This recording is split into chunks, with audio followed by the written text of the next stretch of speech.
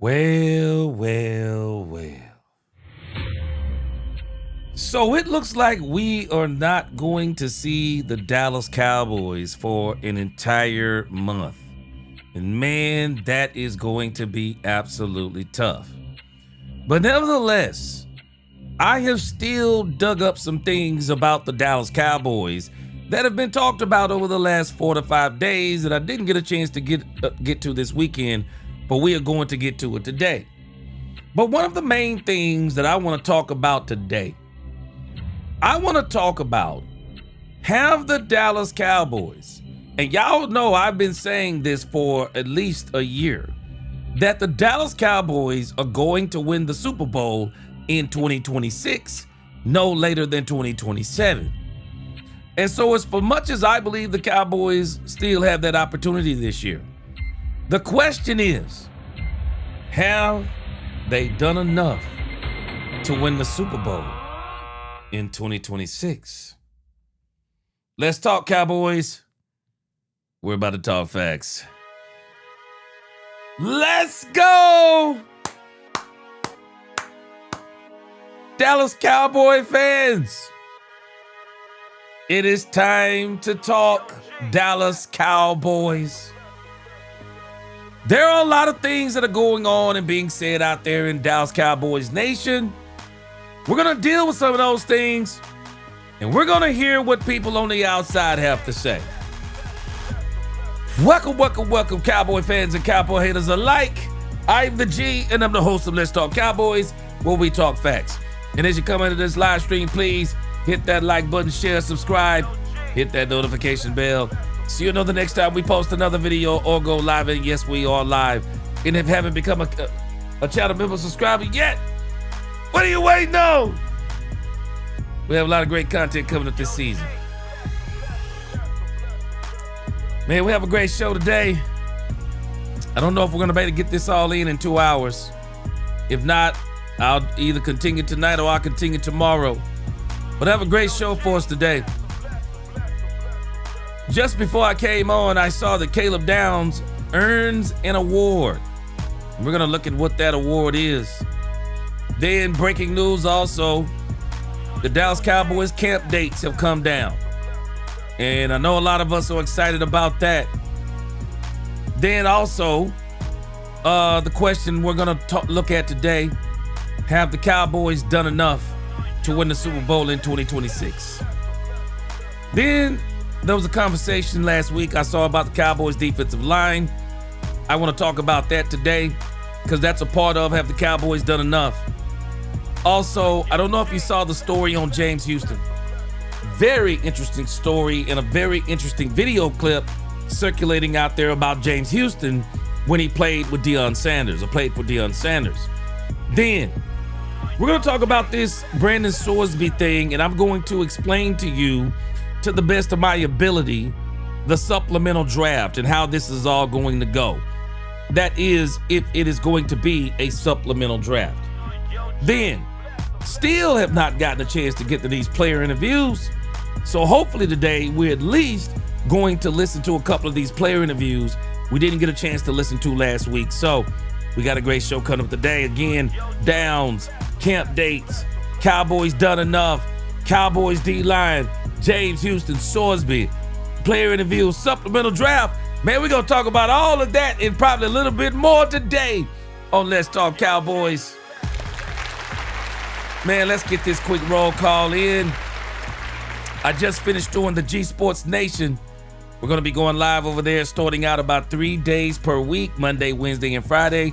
We did our live over there today. If you didn't catch it, I believe it was a fire live for my first official live over there. Had some great subject matters we were talking about. Talked about Shedeur Sanders, talked about Sorsby, talked about Aaron Donald coming out of retirement. Great, great show. So y'all make sure y'all tune into that if you hadn't had a chance. But we are going to have a great show today over here also. And let's get a quick roll call in. Let's get this thing going. Dominique Pittman, what is going on? Dominique said in his opinion, he said we haven't done enough with the linebacker group, edge rusher, who's good against the run, to put the Cowboys in a better position to compete. We're going to talk about that. What's going on, Queen? Poobie D, what is going on? He said, guys might have a season ending. Oh, don't say that. Don't say it. Please. Don't say it. Big Mouse Dog, Dak Stress Scott. He said, welcome to Let's Talk Cowboys. When we talk facts, come in, hit the like button, and let your opinion be heard. Also, keep the chat clean. Mark Davis, what is going on? Mark Davis, my son, let me, I went in and tested out one of my son's cologne. This Valentino Coral or whatever it is, man. As you say in your videos, pressure. Pressure. Man, this stuff smells good, man. I also went and smelled that new Prada Paradigm, the new one, where it's the black top going to green, pressure. And that new Drake cologne, man, it is pressure. I think I'm gonna have to pick those up. What is going on? Lynn from the 903, what is going on with you? Real estate vet, appreciate you rocking with me on this show. You was on the other show, appreciate you. Carl Williams, what is going on? Good to see you. Dolores Ennis, what is going on? Good to see you today. Carlito Cash, what's going on? Mose Logan, Brave Cowboys, what is going on? 72 Chevelle, appreciate you rocking with me over there and over here. Atin Chung, what's going on? Jack Edmonds, what up? Gerald Jackson, what up, my man? Good to see you. JCT Slice, he said, I can't wait. He said, I can't say until I see the Dallas Cowboys play at least 9 games this upcoming season. I will say, though, that Dak and those wide receivers are going to cook. Oh, you can say what you want to say. It's speculation right now. But what we're talking about is moves. Eric Folks, what's going on? Appreciate you rocking with me on this show and the other one. Yes, sir. I don't have my pad up here. Next time I see you, I'm going to give you a wrench. Appreciate you. Frank Lawrence, he said, sign Decker, Brooks, and Pickens. Let the CPAs and lawyers figure out the cap. Yes, sir. What's up, Clay Poshat? What's going on? Anthony Billings, what is up with you? Good to see you. Blue Blood, what's going on, man? Kroger's. What up, Kroger's? Quentin Scott in the building. What up, Quentin Scott? Bobby Murphy, one of them Murphy boys. Oh, he over here talking crazy. Draft Swordsman, stop it. Stop it. Nobody should be drafting Swordsman. What up, Brandon? Mark Davis, he's coined the term. He says straight pressure.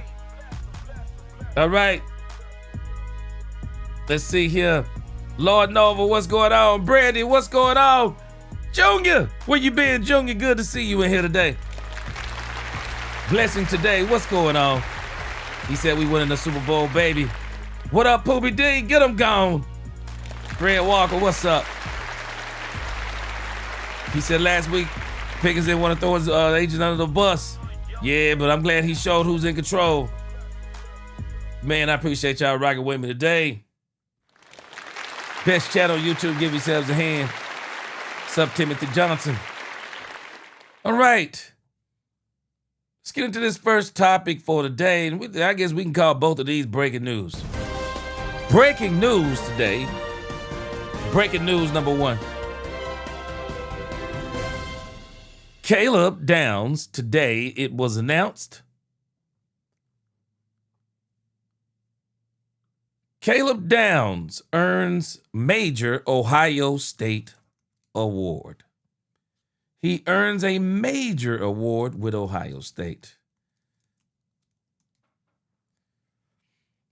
Says here, Cowboys first round pick Caleb Downs was named Ohio State's Male Athlete of the Year on Monday. Let's go. Downs' final season with the Buckeyes was one of the best in the school's history from a safety. Downs was a unanimous All-American for the second straight year, won the Jim Thorpe Award and the Lott Impact Trophy, and was named both Big Ten Defensive Player of the Year and Defensive Back of the Year. After a season where he posted 68 tackles, 5 tackles for loss, and 2 interceptions, Downs became the highest drafted Ohio State safety since, ironically, Malik Hooker in 2017. And they are now both teammates in Dallas. Wow. Wow. Interesting. Hope they play well together.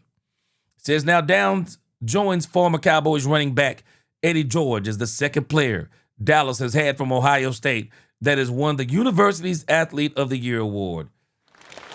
Man, do y'all remember when we got Eddie George, man? Man, we got Eddie George, and Eddie George was at the end of he was at the end of the career, man. We did not get Eddie George when he had hardly anything left in the tank. I would have loved for the Cowboys to get Eddie George when he was at the peak of his powers, but that actually didn't happen. But again, big news. Caleb Downs has here another article on Yahoo. He's prepping for his first season with the Dallas Cowboys. He's taking the next step in his football career after stints with Alabama Crimson Tide and the Ohio State Buckeyes. Very good season last year. And of course, again, he has been named Ohio State's 25-26 Athlete of the Year. He was the male honoree alongside women's ice hockey forward Joy Dunn. Yes. Yes. Great accomplishment. Great accomplishment. So happy for Caleb Downs. Seems to be nothing but big things in store for Caleb Downs. Excited for him.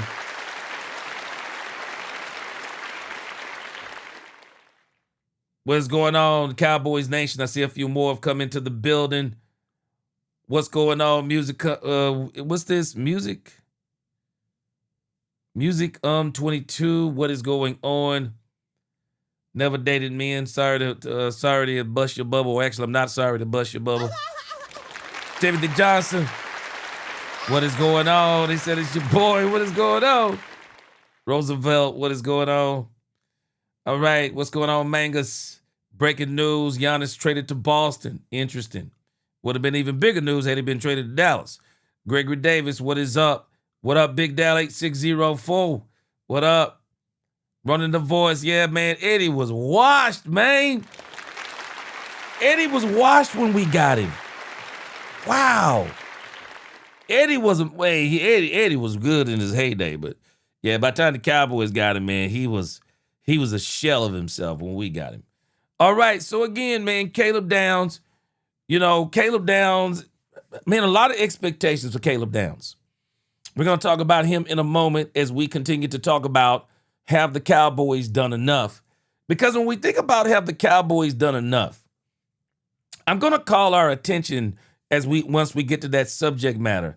I'm going to call our attention to the Seattle Seahawks. Just keep that in your mind. But Caleb Downs is a part of what the Cowboys have done as far as what we are now calling an official, or at least I'm calling it an official Super Bowl run that the Dallas Cowboys are on. I'm already getting ready to create, and I'm going to create it early this year. The Dallas Cowboys road to the Super Bowl. You're going to see that as early as next week. I'm going to include all of the moves the Cowboys have made up until this point, and we're going to chronicle everything the Cowboys do going forward all the way to the end of the season, because this is the Cowboys' road to the Super Bowl. And so I'm very, very, very excited about that. All right, we have some more breaking news before we get into our topic of the day. We have some more breaking news. More breaking news. The Dallas Cowboys training camp dates have been announced. Yes, I am excited. The Dallas Cowboys dates have been announced. Let me see if I can pull up the dates, and then we'll read this article over here about training camp. I'd rather just pull up the dates. NFL has announced, trending over here, trending everywhere. Camp dates for the Cowboys. 2 important camp dates. Cowboys joint practice with the Rams August the 11th. Cowboys host joint practice with the Saints August 18th. Now, I'm excited about these 2 days. And it looks like training camp begins in Oxnard, California on July the 28th. I'm excited, though, about August the 11th and August the 18th, because the Cowboys have already started installing their defense. They will be continuing to work against one another, installing that defense July 28th on up until, the season starts. But I can remember last year when we had our practice game against the Rams. Oh, my. The Rams, man, my, in the words of Johnny Gill. They were spanking the Cowboys with their offense going against our defense. And man, we were saying all kinds of stuff. Oh, man, practice don't matter. Oh, it's just practice and blah, blah. Hey, the Rams, the way they looked against us was how they looked during the season, and how our defense looked against them is how our defense looked the entire season. It is D-Day, August the 11th. We're going to see what this defense is come August the 11th. We won't see everything that it is, but I am telling you, I don't think the Cowboys are going to be doing that dumb stuff they were doing last year. All of this vanilla, and we're not going to show anybody anything. We have a great opportunity. Nobody has seen what we are, what we're going to be doing. So we're going to wait until the first game of the season, and then we're going to start doing this and that and the other. I do believe that's one of the things that held the Cowboys back. I really do. I think that held the Cowboys back. I did a video on it last year. Nate Newton said it, and I thought it made so much sense. Why would the Cowboys wait until the first game of the season to start implementing their defense? Why? That makes no sense. You should be implementing your defense from day one. Guess what? We can already tell. They've been implementing their defense from day one. I'm excited about this Cowboys defense. And we're going to get a glimpse of it. Our first glimpse of the Dallas Cowboys defense. I mean, our true glimpse. Because what they're going to do going against each other in Oxnard, California, you kind of get familiar with each other. You kind of notice some things, and you might get a little bit used to each other. But August the 11th is D-Day. The Rams are going to be a very good test for the Cowboys. So that'll be the first time we'll see the Rams. We'll see them again during the year. I'm ready. But August the 11th, the days I'm circling on my calendar, man. I'm excited. Pooba D, boy, you got me rolling up in here. Pooba D said Eddie George was 132 years old. He said he was 132. We got it, boy. Yeah, man. Yeah, man. He was, boy, Eddie George. Cowboys had a tendency to do that, man. Them were the dark, man. I'm sorry. Them were the dark years for the front office, man. Those were the dark years. The front office was doing some of the dumbest stuff in those days, man. Jeremy Best said, I think the defense is going to be okay. Need to get a linebacker, but they definitely building around big Quentin Williams and Kenny Clark and big fast linebackers playing the run. See, it's exactly what they're doing. It's exactly what they're doing. And I'm not going to be so quick, and we're about to get to that segment, but I'm not going to be so quick to say that the Cowboys need anything as of yet. I think we need to see a little bit more. JCT, he says, we've had a thing for power backs. Eddie George at the end. Marion Barber was good. Oh, Murray was real good. Was faster than the traditional power back, man. Murray was crazy. Murray was the fastest, slowest dude I'd ever seen in my life. Murray looked like he was running slow, but he was running fast. Murray was a man. He was a beast. Michael Lee, yeah, I had a great Father's Day. I mean, it's a great Father's Day every day for me, man. It's a privilege to be a father. All the time. Yeah, Bazzy 9, what's going on? Good to see you, Bazzy 9. Yeah, we're going to see Mose Logan, but on paper, it seems like Jerry's won that trade. What's going on, Blue Blood? Yeah, we done bully boys, and we going to be back. Poobie D, he keep escalating the age. He said Eddie George was 152. Man, he was washed up. He was totally washed. Senator Savelle said them days were trying to put a thorn. Yeah, was trying to put a thorn up newspaper back together. Oh, those days were trying to put a torn up newspaper back together. Yeah, man. Yeah, Marion Barber was a beast. DeMarco Murray was a beast too. DeMarco was crazy. Timothy Johnson said if the Cowboys stay focused and communicate, they'll be all right. I agree. I'm very excited about what the Cowboys is doing. Badger 9 said, we're on the street is starting to spread. G. Everyone's finally recognizing the Cowboys may have the best D-line in the league. Yeah, we're about to talk about that. Yeah, we're about to get into the meat and potatoes of our discussions for today. And so our topic for today is, have the Cowboys done enough to win the Super Bowl? Have the Cowboys done enough? Let's highlight these two. Have the Cowboys done enough? Have they done enough to win the Super Bowl?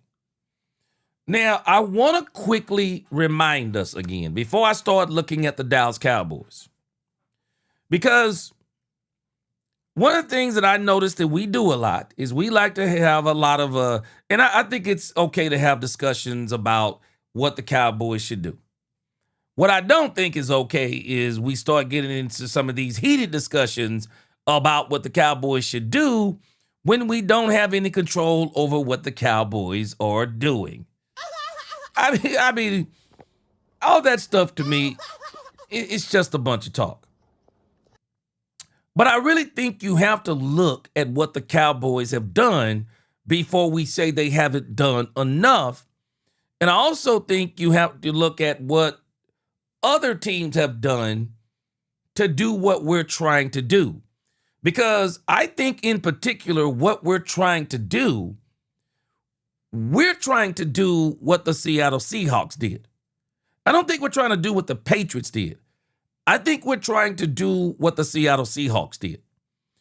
And we may not realize it, but we might be looking eerily similar to the Seattle Seahawks. The Seattle Seahawks, they went and got them a new young coach. Now, Shotty isn't young, but it is his second year.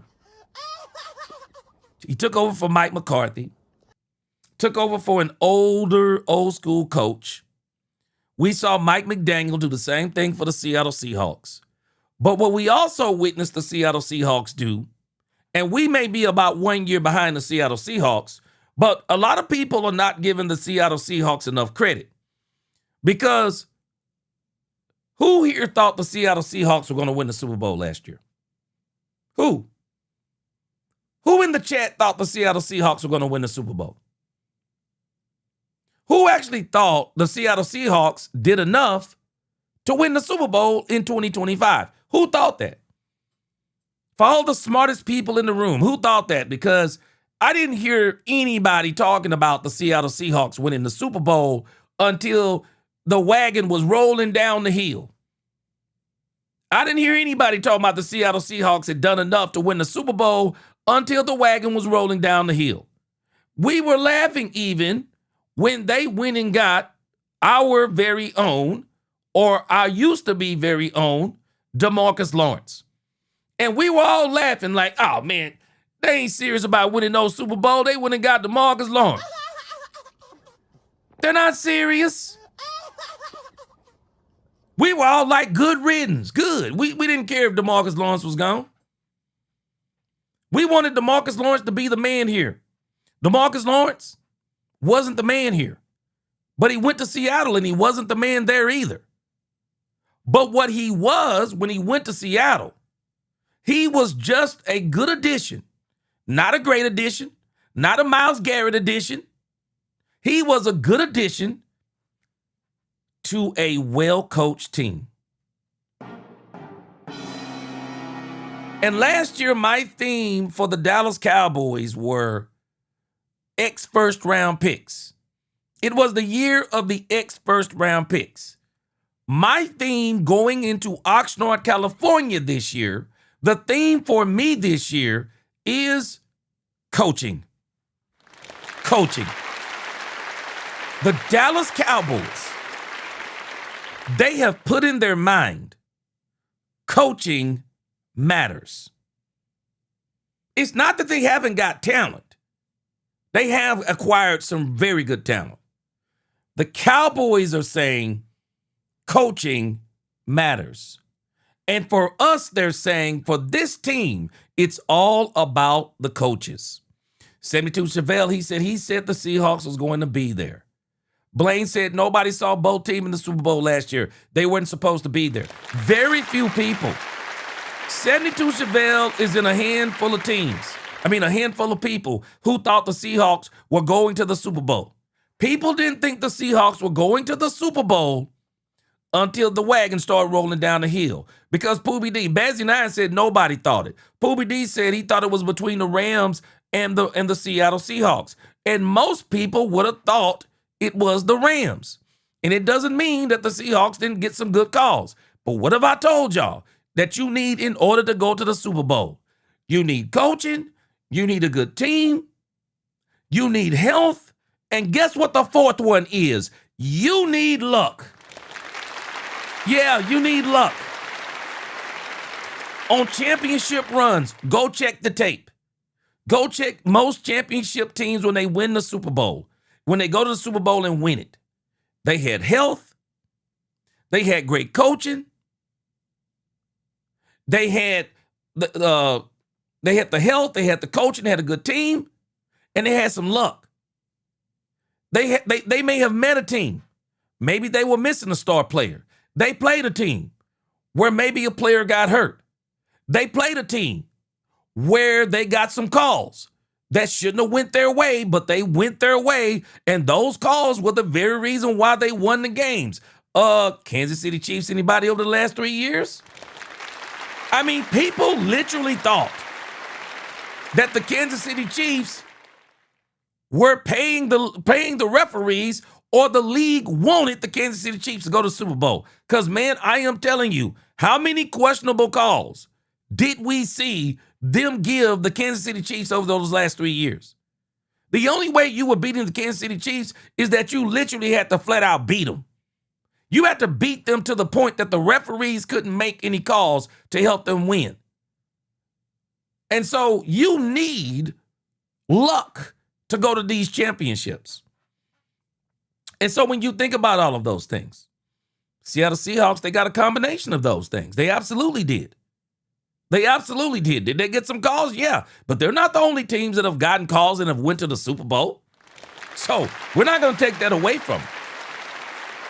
Definitely not going to take that away from them. You just need all of those things. Frank Lawrence is in the building.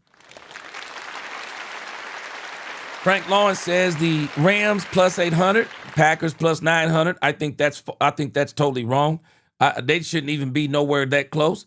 Philadelphia Eagles plus 14. And then I think the Cowboys are in there somewhere as a dark horse. And then, of course, the Bills are in there for the AFC. Ravens at plus 12 and the Bills at plus 12. So, but the Cowboys, if you think about what they're doing, they're starting to look eerily similar to the Seattle Seahawks. And one of the ways the Seattle Seahawks got to the Super Bowl and won it, and people didn't realize what the Seattle Seahawks were doing quietly. They drafted really well for 2 seasons. Actually, 3 seasons. They drafted really well. They built up their trenches through the draft. They built up their back end through the draft. They already had a few weapons on offense. Went and got Sam Darnold. Jackson Smith and Jigba kind of came into his own. They traded DK Metcalf. Brought in DeMarcus Lawrence. And what the Seattle Seahawks did better than anything over the last 2 seasons. The major move by the Seattle Seahawks over the last 2 seasons was not players. It was coaches. It was coaches in their draft. It was not the players. And this is why I tell us, we got to stop thinking that it's about players only. Because we're falling into the mode of where we've actually been before as a team. We think the more talent we get, the more guarantees that we get to win the Super Bowl. And I'm not telling you that we don't need more talent, because it's always nice to acquire talent that fits what you're doing. But talent doesn't guarantee Super Bowls. Talent doesn't guarantee that. You need the combination of the talent, the system that fits the talent, and the coaching. You need those three elements. Because if you don't have those three elements, you can tell me you got all of the best players in the world. It doesn't mean that you're going to win the Super Bowl. You got to have coaching to coach those players. You got to have the system that fits those players. Get players that fit into that system so that you're not having to make a whole bunch of adjustments. And for the Dallas Cowboys, this is the year of coaching. The Cowboys are doing this in a way that some of us don't like. And this is why you're hearing some out there in Cowboys Nation, they're doing a lot of complaining all the time. Because they don't think the coaching is enough.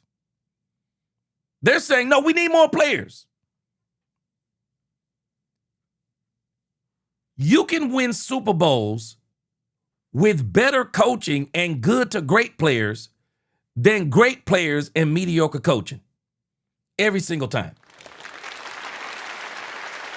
Every single time. And the Cowboys have very well made Super Bowl moves. And we don't want to acknowledge those Super Bowl moves because they're not the Super Bowl moves that we think they should have made. I'm going to show you a couple of videos. People have been talking about this and the Cowboys making these moves and what people are seeing from the outside. Because I'm just telling you, some of us on the inside, we can't see the forest for the trees. Some of us think the same old way no matter how much this team changes. We are still thinking the same way we were thinking when we were losing. Let me read some super chats and then we're gonna get into some videos and I'm gonna show you some other things about what I'm telling you. Start guarding you next. Good to see you, brother. Welcome back. He said, I was looking at some interviews from players and looking at the Packers past, looking at Parker's past. Sorry about that. I feel our D is built to runs two different schemes in the same game. Well, if you think about it, that is actually that's actually the Vic Fangio way of doing defense. If you look at Vic Fangio's defense, Vic Fangio actually is calling. I mean, if you this is kind of how they explain it. Star Guardian X. Vic Fangio's defenses are kind of it's a one defense on one side and another defense on another side. I'm going to see if I can show this to you. I've already shown this before. I'm going to see if I can show it to you again. Star Guardian X said Parker's defense, Fangio structure meets Patine's Green Bay chaos. Yeah.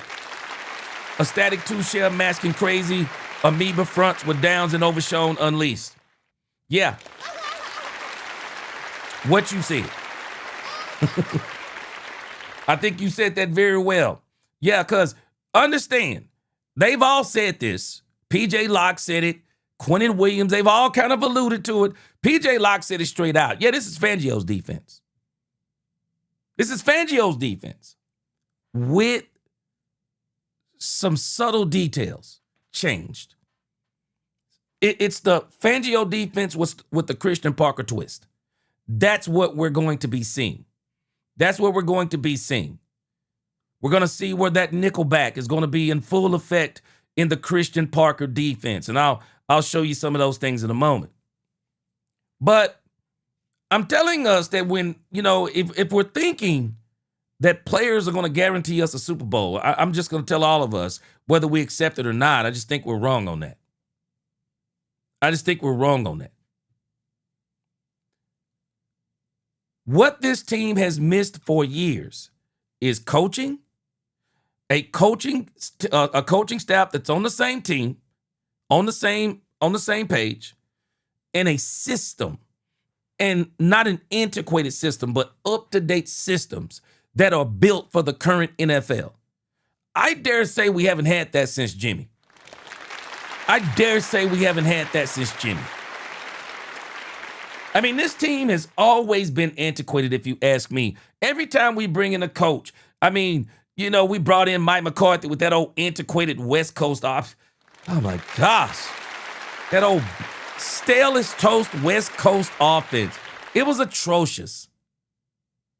I thought Kellen Moore was on to something. I think Kellen Moore could have kept evolving.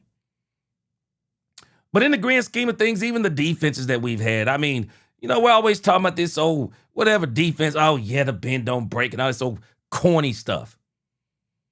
Corny stuff that wasn't really built to win. But we got a defense. We got coaches. Coaching matters. Coaching matters.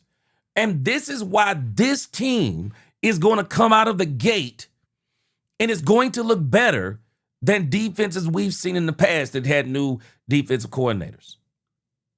Isaiah Kelly, he said, committed to excellence and a solid culture. It all goes together. And everything that I'm telling you is exactly what the Seattle Seahawks did. And it's funny to me. We keep saying, yeah, man, we need a premier pass rusher. Who was the premier pass rusher for the Seattle Seahawks? Seattle Seahawks had an opportunity last year to go out there and get them a big-time pass rusher. Why didn't they do it? Why didn't they do that? Why didn't the Seattle Seahawks go out and do everything that everything that we keep saying that we need to do? Why didn't the Seattle Seahawks go out and do those same things? Why didn't they do it? I don't think it's by accident that they didn't do those things. They put a system in place. And they had drafted players to fit the system. And the players that came before the system, they made sure they fit the system. Everybody bought into the system. Everybody bought into the coaches. All the players bought into the vision. They bought into the culture. They bought into each other. And a team that was not supposed to be in the Super Bowl last year was in the Super Bowl last year. And you want to know another thing that this is similar to what Jimmy Johnson did? Because nobody expected the Dallas Cowboys to go to the Super Bowl in 1992. Nobody understood that Jimmy came in and built a culture. Nobody thought in the grand scheme of things, when they were looking at the Cowboys in 1992, nobody was looking at the Dallas Cowboys then saying, yeah, man, they got a super team. We didn't think like that back then because there were a lot of teams out there that had great teams. The 49ers, I mean, you talk about super teams, 49ers had one too. 49ers had a super team. Cowboys had a super team. Green Bay Packers had a super team. There were so many teams that had a lot of great teams and players and coaches. And in 1992, we didn't think the Cowboys had a super team. Even when they brought in Charles Haley, we were not screaming to the rooftops, yeah, man, super team. Charles Haley going to solidify the Super Bowl for the Dallas Cowboys. No, because people were still in hate mode of the Dallas Cowboys. They were still in hate mode of Jerry Jones. They were still in hate mode of Jimmy Johnson. They were still in hate mode of just moving stadium. You name it, people were hating on the Cowboys for it. But what they did in the 90s was genius. Coaching. And when they saw that in 1991 there was an issue with Troy Aikman, what did they do? They went and got Norv Turner. What did the Cowboys do this year? Their defense is atrocious. A lot of people keep omitting the Cowboys didn't make one move defensively in the coaching staff. They made a whole bunch of moves in the coaching staff, but they made two major moves in the coaching staff, and people are not acknowledging this enough. Christian Parker, number one. But the secret weapon, and I've been saying this from the beginning, it is BT Jordan. BT Jordan is going to have the Dallas Cowboys pass rush. See, BT Jordan is the person that everybody keeps omitting. If you told me that the Cowboys got Rashawn Gary without BT Jordan, I'd be kind of like, okay, we'll see what happens. But you got BT Jordan. BT Jordan is not only going to have Rashawn Gary rushing the passer extremely well, he's going to have the entire defensive line, linebacker core, defensive backs. They're all going to be rushing the passer well. All of them. All of them. And when you look at how these last few teams have been going to the Super Bowl and winning Super Bowls, they're not doing it with Myles Garrett moves. They're just not doing that. They're doing it with coaching, system, players that fit the system, culture, everybody buys in. And it is, and I'm not trying to be negative, but when we say things like, yeah, man, it's pass rush by committee, it's discounting what Christian Parker and these guys are doing. It's discounting it. It's absolutely discounting it. It's pass rush by committee. That stuff don't work. Okay, talk to me about the Seattle Seahawks then. Why is it that the Seattle Seahawks can do these things, but then we say, but the Cowboys can't do it? And with the Seattle Seahawks, it is even insulting to say, yeah, it was pass rush by committee. No, it was a great system and great coaching and players that fit the system and bought into the system, and they executed it to its finest. We're so negative in the way that we approach things because we say those types of things because we're saying, oh, I mean, that's trash. That's a trash way to think. No. They're not even calling it pass rush by committee. They're saying that we're creating a system to where more than one player flourishes in. It makes sense to me. It makes sense to me. Why have a defense that's built around one player? And then when a team stops that one player, your defense is toast. Why not create a system where all the players can flourish in that system? That if a player goes down, you still can win with the system because you still got players that fit the system, and even your depth players fit the system. Why not? Because again, for every time somebody keeps telling me everything the Cowboys need and the Cowboys this and the Cowboys doing this and the Cowboys that, I'm going to talk to you about the Seattle Seahawks. All they did was draft well. They brought in a brand new offensive coach. They brought in a brand new head coach. They brought in a brand new defense coordinator. And within 2 years, with good drafting and a system and a culture change, they got to the Super Bowl. And I'm telling you, the Cowboys are saying the same thing. We can do the same thing. Now, let me show you what some people outside let me show you what some people outside of the Cowboys are saying about the Cowboys as we get into this. But I am telling you, man, people are excited. And it is crazy when you see the way people are talking about the Cowboys, man. They are recognizing some of the things that the Cowboys are doing, and they are excited about it.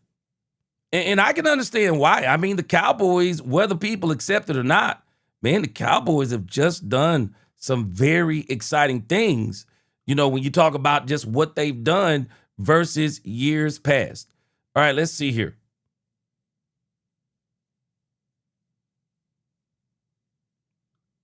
Let me show you this one from Bart Scott. This is Bart Scott talking about the Cowboys. And I don't know if y'all remember Bart Scott. I don't think there has been a bigger hater of the Dallas Cowboys than Bart Scott. Man, listen to what Bart Scott had to say.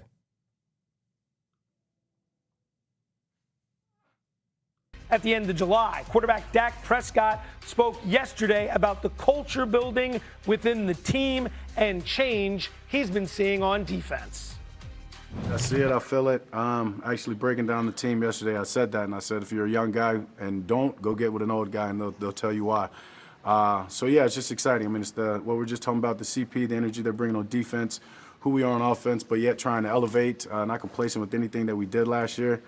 Yeah, 2 units are taking pride in what they do, and it's going to be a hell of a camp, just competing against each other, and yeah, you could feel it in just the culture building. All right, it's Cowboys NFL season is upon us. Mike T, Bart Scott, Graz, we begin with you. Why is there a reason to believe this year will be any different from what we've seen out of this outfit? I mean, I don't know that there is. If there is, it's because they got the coaching right. It's because right there. Right there. Let me show us something, and I'm not hating on anybody for what they're saying, but I'm going to show us something that I want you to see that we may be looking at this in the wrong way. Brandy said, I want a defense where every position is filled with good players. Okay, let's hold that. Appreciate that super chat. Senator Savelle said, first thing I want to see is how they're hitting in training camp and training camp games. So let me interject this. That's actually not the first thing I want to see. That isn't the first thing I want to see. We got fooled by some of that stuff last year up until we saw the Rams. But that's not what I want to see. So far, I'm seeing what I want to see. What I want to see from the Cowboys is what I wanted, is what I've been seeing.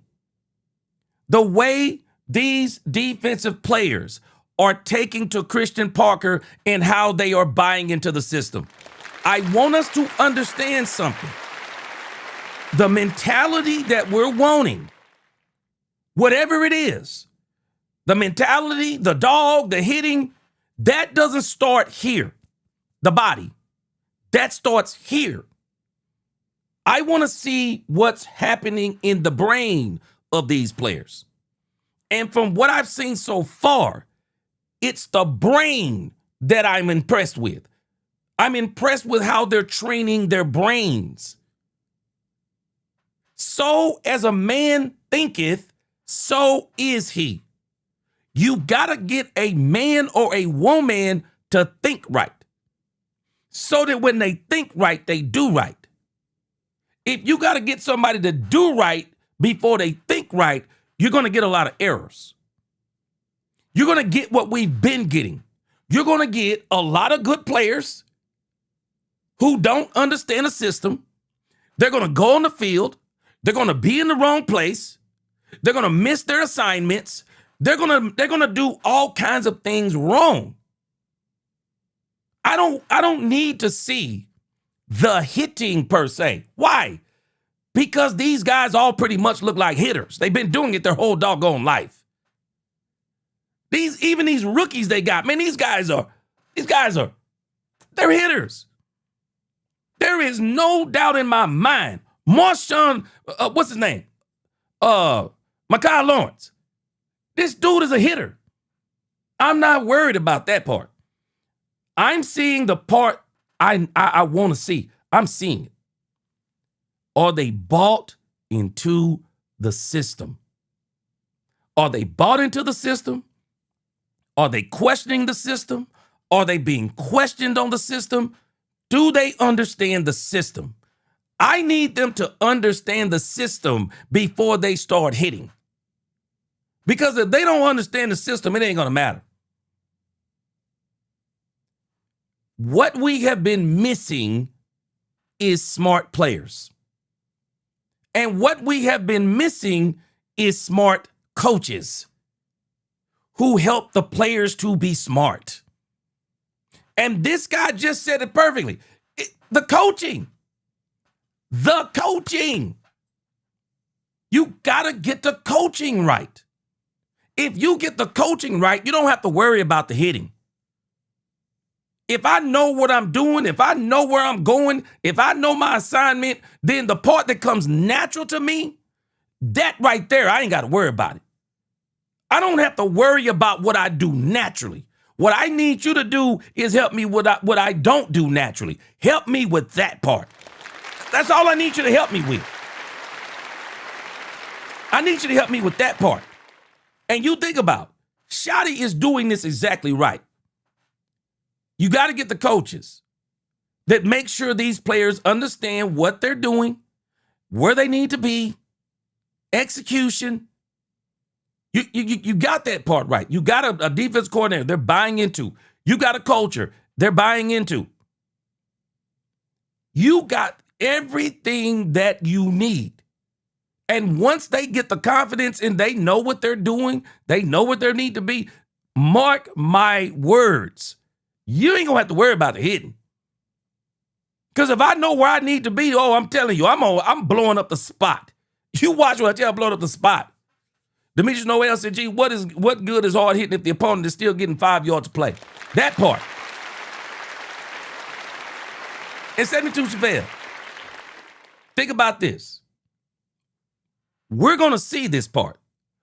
But even when you start talking about toughness, a lot of these guys are already tough. What they need is mental toughness that comes along with knowing what you're doing. Man, I'm going to tell you something about being tough. You don't think that some of the boxers that boxed Mike Tyson's, you don't think they were tough? I guarantee you they were tough. The issue is that Mike Tyson was tough too. But what made Mike Tyson so tough? What made Mike Tyson so tough, and people don't understand this, Mike Tyson's career didn't go down because of prison. Mike Tyson's career went down because when Customato was no longer training him as a boxer, it didn't matter how tough Mike Tyson was. It was the training that started messing with Mike Tyson. It was the training. Mike Tyson was always tough. But that toughness, when you start talking about mental toughness, that toughness doesn't come from your physical ability only. That mental and physical toughness should come from you knowing exactly what you're doing. That if you bob left and they throw this punch, you can go to the gut, and then if they grab the gut, you go to a right uppercut. Then if they then you hit them with a left cross. I mean, when those things come natural to you, both of y'all can be tough. But somebody getting knocked out. Somebody's getting knocked out because somebody knows what they're doing. I'm seeing the part I need to see. And Brian, keep in mind what he's doing. Brian has already told us how he's going to build the toughness in this team. More padded practices. And he's going to build them up. Hard, medium, easy, hard, medium, easy, back to medium. And what he is trying to do is get a consistency. He's trying to get a consistent way of them doing things to where everything they do, they not only do it being tough, but they do it in a way mentally tough to where they're confident, not just in their physical ability, but they're confident in, I know what the heck I'm doing. I know what the heck I'm doing. There is no greater confidence than knowing what you're doing. You can beat the toughest people in the world if you know what you're doing. If you know what you're doing. It's not just all about toughness. Let me tell you something about George Foreman. For people who don't remember George Foreman, a lot of us see George Foreman and think Foreman grills. Let me tell you something. When George Foreman fought Muhammad Ali, people were telling Muhammad Ali, don't fight George. Do not fight George Foreman. Because they thought that George Foreman was literally going to kill Muhammad Ali. And if you would have saw George Foreman box before that boxing match and saw Muhammad Ali before that boxing match, you would have said there is no way that Muhammad Ali can beat George Foreman. George Foreman was bigger than Muhammad Ali. I dare say stronger than Muhammad Ali, more powerful than Muhammad Ali. But Muhammad Ali didn't beat him with toughness. He beat him with mental toughness. He had a plan. Yeah, now they call it the rope-a-dope. He let that tough George Foreman punch himself out. And then when he punched himself out, Muhammad Ali knocked him out. I've seen everything. I'm seeing what I need to see from the Cowboys. I'm not worried about the hitting and the toughness. Because even in losing, the Cowboys, I mean, they square up on somebody that can hit them. What I need to know is, where are they in their brain? Do they have this doggone system down? Do they know where they are supposed to be?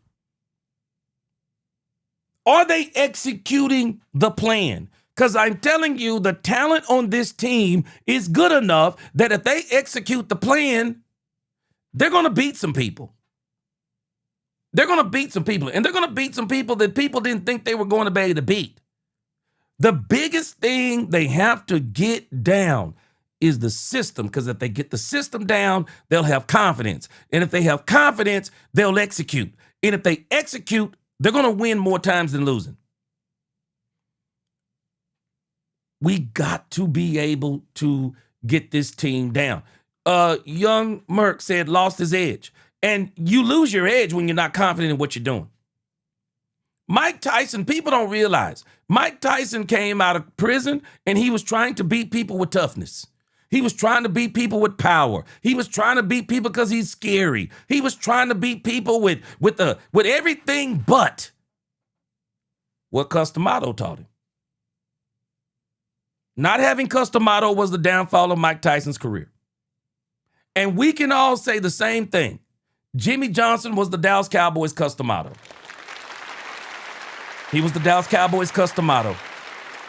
And we have not been able to get back into that point until now.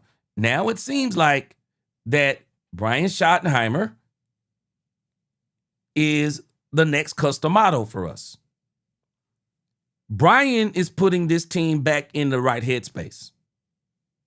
That's what Brian Schottenheimer's doing. Because if I can get you in the right headspace, man, I can get you. I can get you I can get you to slay giants, David. I can get David to slay giants if I got his head right. If I got his mind right, I can get him to slay giants. Bazzy and I said coaching culture, system schemes, buy-in, and game breakers, and we got it all. Yeah, because see, we're focused so much on the players. We think it's all, we just got to get these players and these players and these players. No, what we got to get is this coaching down. That's what we got to get. We got to get this coaching. We got to get this system. We got to get that down. Because if we get that down, we got players that are good enough. Because I've already showed y'all this. Go back and look at that Seattle team versus the team we have this year. I'd like our chances with the coaching that we have right now. I'd like our chances. Freddie Elchuco, he said Mike Tyson started going down after Buster Douglas knocked him silly in China. Yeah, that's a part of that Customato effect. Yeah, then Cuss died. Mike started surrounding himself with the wrong people. Young Merck said that's the beauty of true leadership and discipleship. That's the reason why you saw perennial success in New England for years. Yes.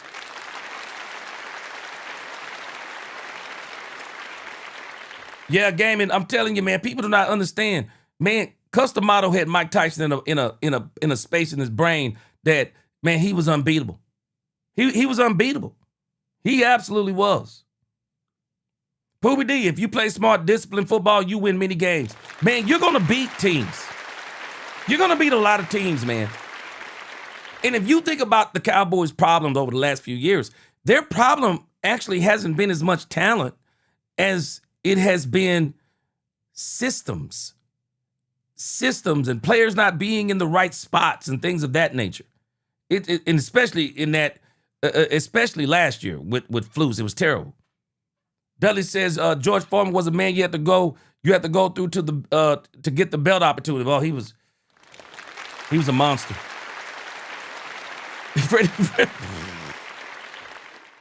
He said Foreman was drugged. Yeah, he was drugged, all right. Intelligent Savage, he said salute. He said hit that like button. Yeah, smash that like button. Jamal Robinson, he said, do you think they need a running back? Not yet. I don't think they need a running back yet. I don't. Not yet. Ruffin said, G, Dallas is moving differently. A lot of people need to be afraid. Just like the Knicks won this year, Dallas will overcome. Yeah, man. Lynn 903, I agree with you. Woodson said it. He said they couldn't get lined up. See, this is our biggest issue. See, we think it's everything for a lot of people. It's the solution is coaching. The solution is players. Yeah, you got to get this player and that player. Man, Jerry Jones said it last year. Nobody liked it. I'm going to repeat what Jerry Jones said and give him credit. Jerry Jones said just because you pay a player don't mean you're going to have him. Ask the Green Bay Packers. Ask the Green Bay Packers. It didn't help. It didn't help. Troy Seibert, 133 penalties led the NFL. That's your mental. That's it. That's your mental. That's your mental. And that's what I'm looking for with this team. I'm looking more for their focus. I'm looking more for their execution. I'm not worried about hitting. Man, they got hitters, man. They got hitters. I'm sorry, they got hitters. These boys are hitters. They got hitters. We've seen these guys on other teams. We've seen them in college. They have hitters. I'm not worried about the hitters. I'm wondering how fast will they get it down. The real Daryl said the trenches are where it starts and ends. And we've already solved that on defense. We got to see what's still and guiding this. But the coaching matters. Let's hear the rest of what this guy says. Brian Schottenheimer is the guy that he looked like last year when we saw a lot of promise from him in terms of culture building and certainly as an offensive play caller. And if they got the defensive coordinator hire right, Christian Parker, who Dak's talking about there, comes over from the Eagles. We've seen Dallas Cowboys teams in recent years that had good defenses when Dan Quinn was there. I'm not even lying to you. I have not listened to what this guy is saying until right now. Because y'all know I typically do it like that. I don't typically listen to what this stuff that these people say, and sometimes I get surprised. Do you notice? He's saying some of the same things that I'm saying. Anybody who's truly been watching the Cowboys over the years understand exactly what I'm saying. Players have not been the problem. It's been some of the problem. It's been some of the problem. But even with Dan Quinn in 2023, I do think player was some of it. But if you listen to some of those players talk, the game plan that Dan Quinn called in 2023 against the Green Bay Packers, man, there's a lot of questions about that doggone game plan. There's a lot of questions about that game plan that he ran. So coaching matters. They've had players. They haven't had teams, but they've had players. They're doing both of these. They're putting together a team and they're putting together a system through the coaching. Made the playoffs, won 12 games. The question about the Cowboys is not, is their roster good enough? The question is, what happens when and if they get to the playoffs? This is Dak Prescott's 11th. This guy cooking. he cooking. This guy is cooking. We keep trying to say it's the players. Well, they went and got players. I said this before, and people might not like it. I'm sorry. Matt Eberflus goes home crying every night. I bet you Matt Eberflus wish he could have the team that Christian Parker has right now. I bet you Dan Quinn, with the current defense, the Cowboys have right now, Dan Quinn, with Dak Prescott on the other side, Dan Quinn would have this team in the Super Bowl. And I'm not saying Dan Quinn is better than Christian Parker, because we're going to see what Christian Parker is. This is his first year. So this is not about ragging on Christian Parker. I'm just telling you, had Dan Quinn had this talent, man, Dan Quinn would be salivating over this. This talent, Dan Quinn would be losing his mind over this talent. We don't think we're talented enough. I would dare say this defense has more talent on it now than it had in 2023 in those playoffs in that year with Dan Quinn. I know we want more and more and more. We're greedy. Yes, we'd love to have more and more and more. I would too. I'd love to have more and more. I would I would love to have a super team like you have on Madden. But the reality is, Christian Parker has more talent than Matt Eberflus had. Christian Parker right now has more talent than Matt Eberflus had. Matt Eberflus is crying somewhere, I'm telling you right now. Because he thought this is what he was going to get this year if he would have lasted. This team got talent, and we're underselling it. People are underselling how much talent this team has. This team has a lot of talent. And this guy's hit it right on the head. The question isn't the talent. It's the coaching. How quick will it click? That's the question. How quick will this talent get what's being taught and then execute? Because the talent is there. The talent is there. I'm not telling you that we have so much talent that if the Cowboys could bring in Jordan Brooks, they shouldn't bring him in. Yeah, bring in Jordan Brooks. Why wouldn't you? If you can get some Von Miller to come in to be a pass specialist, I'm not telling you shouldn't get Von Miller. But what I am telling you is that even if you don't get those players, you got enough to compete. You absolutely have enough to compete because the talent that we have now, it is better than the talent that we've had, I would dare say, in the last, 4 to 5 years. Even with Diggs and Michael Parsons. This is more talent, but even more so, because I'm not really as concerned with the talent, because I think we got the talent like this guy is saying. What I'm more impressed with is what they did with the coaching staff. That's what I'm more impressed with. The coaching staff. They got a coaching staff that can actually support the players that they have, and that is key. Frank Lawrence said, I got no trust in Guyton unless the coaches know something we don't. Then let's get this guy, Taylor Decker, to beat the Rams. We got to be better than good. Now, Frank Lawrence, you watch what I tell you. This is why I say this is a now conversation, because I think the Cowboys want to see what he is I think they are going to see what he is in August. Gaming with Eric, he said, man, when Quinn left, so left the heart of the defense. I agree.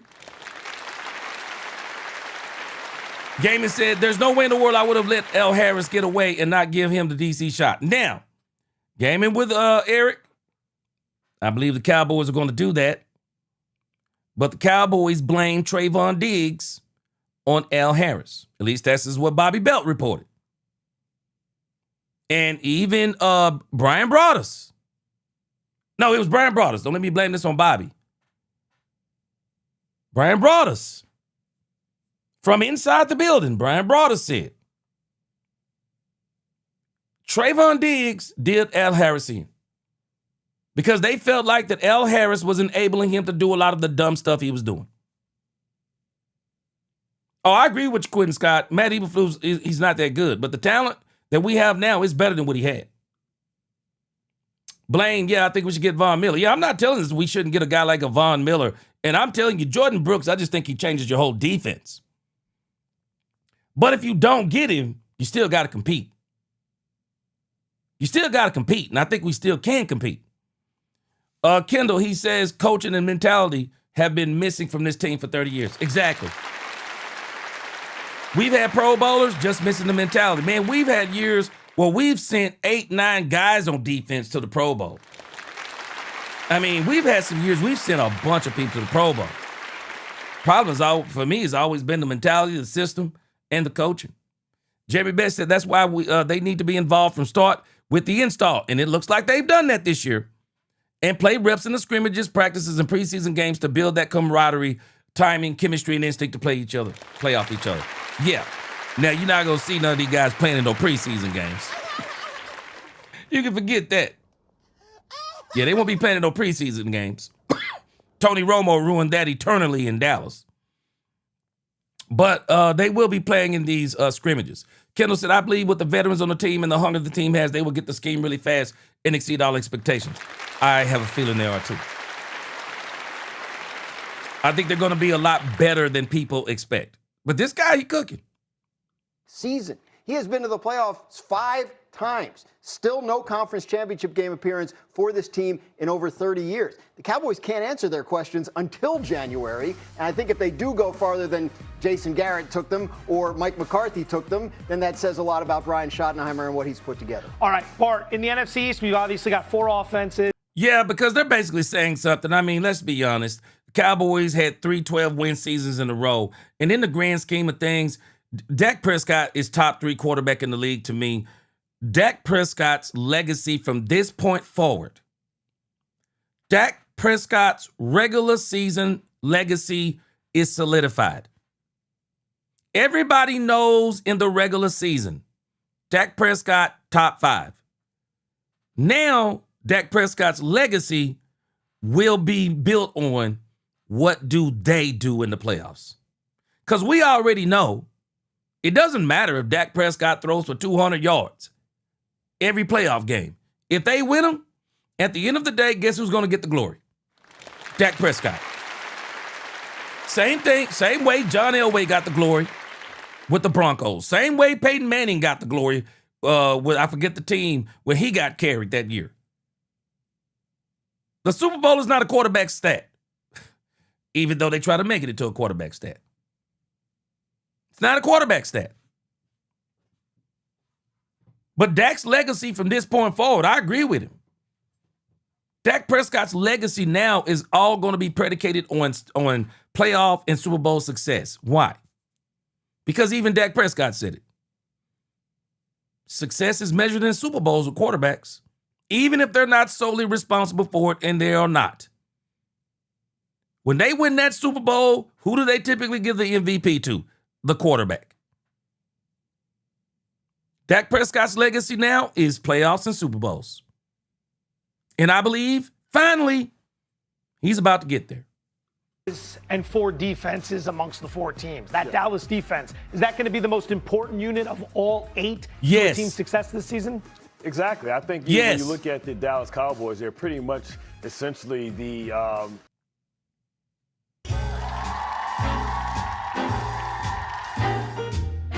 All right, hold on a second. I'm obviously watching this on the wrong YouTube, under the wrong YouTube thing. Because I got YouTube, whatever it's called, YouTube Plus or whatever they call it. Hold on a second. I was looking at the G Sports Nation and pulled that up. Okay, hold on a second. Sorry for the inconvenience of that commercial. Bengals. All right, let's get this. Okay.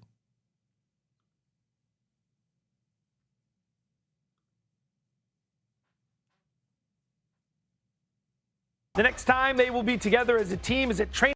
All right, let me pull that part back up. Because we're going to be looking at this Cowboys, roster here in a moment. But these are the notable defensive additions. Now, I want you to focus in on. I'm going to go a little bit deeper on this in a moment. See, they're only talking about this year. But if you look at what the Seattle Seahawks did, it wasn't what they did in 1 year. It was what the Seahawks did in 3 years. And so when we look at what the Cowboys did in 3 years, the Cowboys have had some very interesting additions. So this year, let's just look at what they put up here. They put up here Rashawn Gary. A lot of people are doubting Rashawn Gary. There's a lot of people doubting Rashawn Gary, but they're not understanding what happened over there in Green Bay. When they started getting injured, in particular when Michael Parsons got injured, Rashawn Gary was basically a one-man show. And if you go back and look at the tape, oh no, he was after it. He was after it, but you got people out there like Caleb Downs who was getting away from him and things of that nature. Rashawn Gary was a one-man show. Anybody can beat a one-man show. Jalen Thompson, my favorite free agency pickup for the Cowboys this year. I believe Jalen Thompson is going to pay dividends. Kobe Durant. People are sleeping on Kobe Durant, but I think he is going to prove himself to be a playmaker with the Cowboys. Caleb Downs goes without saying, and then we're going to see what Malachi Lawrence is.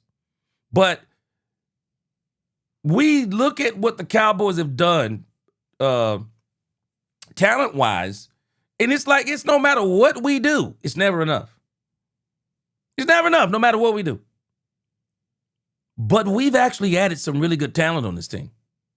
And I would dare say, if you go back and compare what the Seahawks did over those 3 years and compare what the Cowboys have done the 3 years, they look eerily similar in how they approached fixing their teams. They went and got DeMarcus Lawrence last year. Somebody that people, even us, was saying he ain't nobody.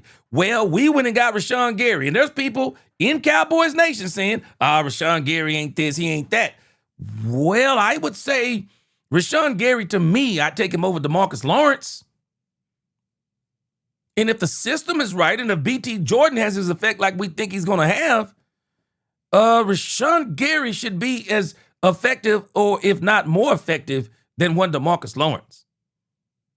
Don't get me wrong. If the Cowboys want to go get Von Miller, hey, I'm cool. But if they don't go get Von Miller, I'm still going to be cool.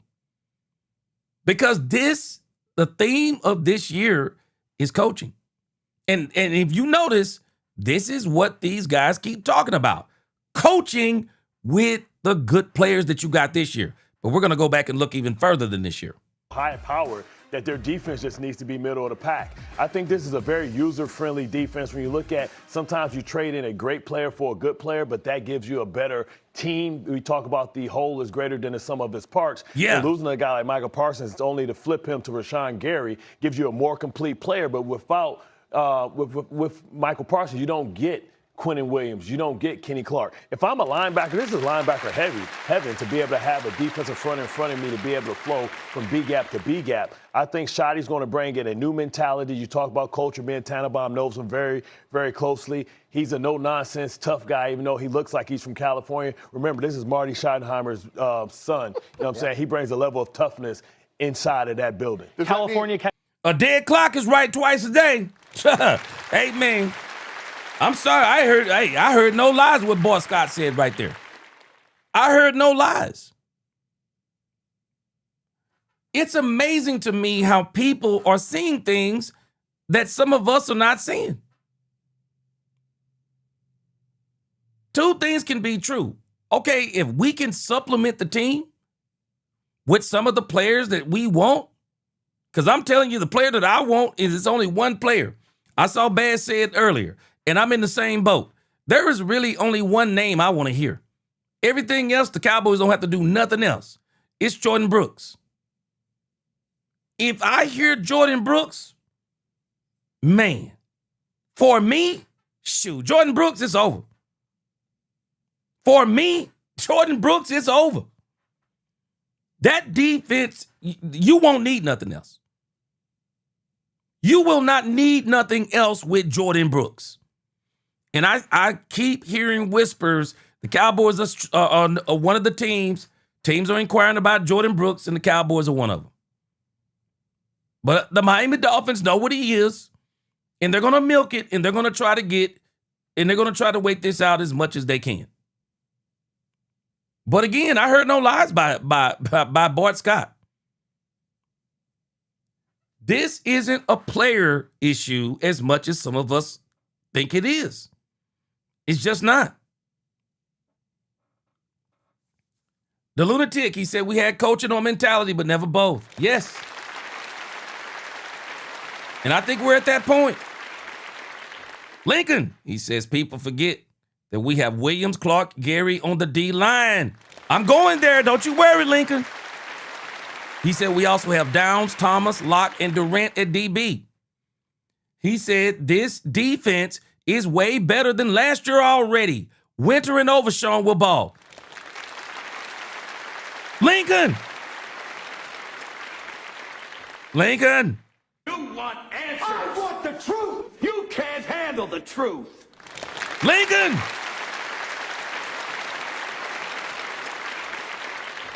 It is amazing to me how I see and hear people disregard talent because they want more talent. I'm not telling you I don't want more talent. But what I'm not going to do is complain when I know we got talent enough to win because other people are seeing the same thing. No, you have enough talent now. Don't say you don't have the talent. This talent, and I'm going to go beyond paper. Nah, man, this ain't just paper. This defense has more talent on it than it had last year. Leaps and bounds.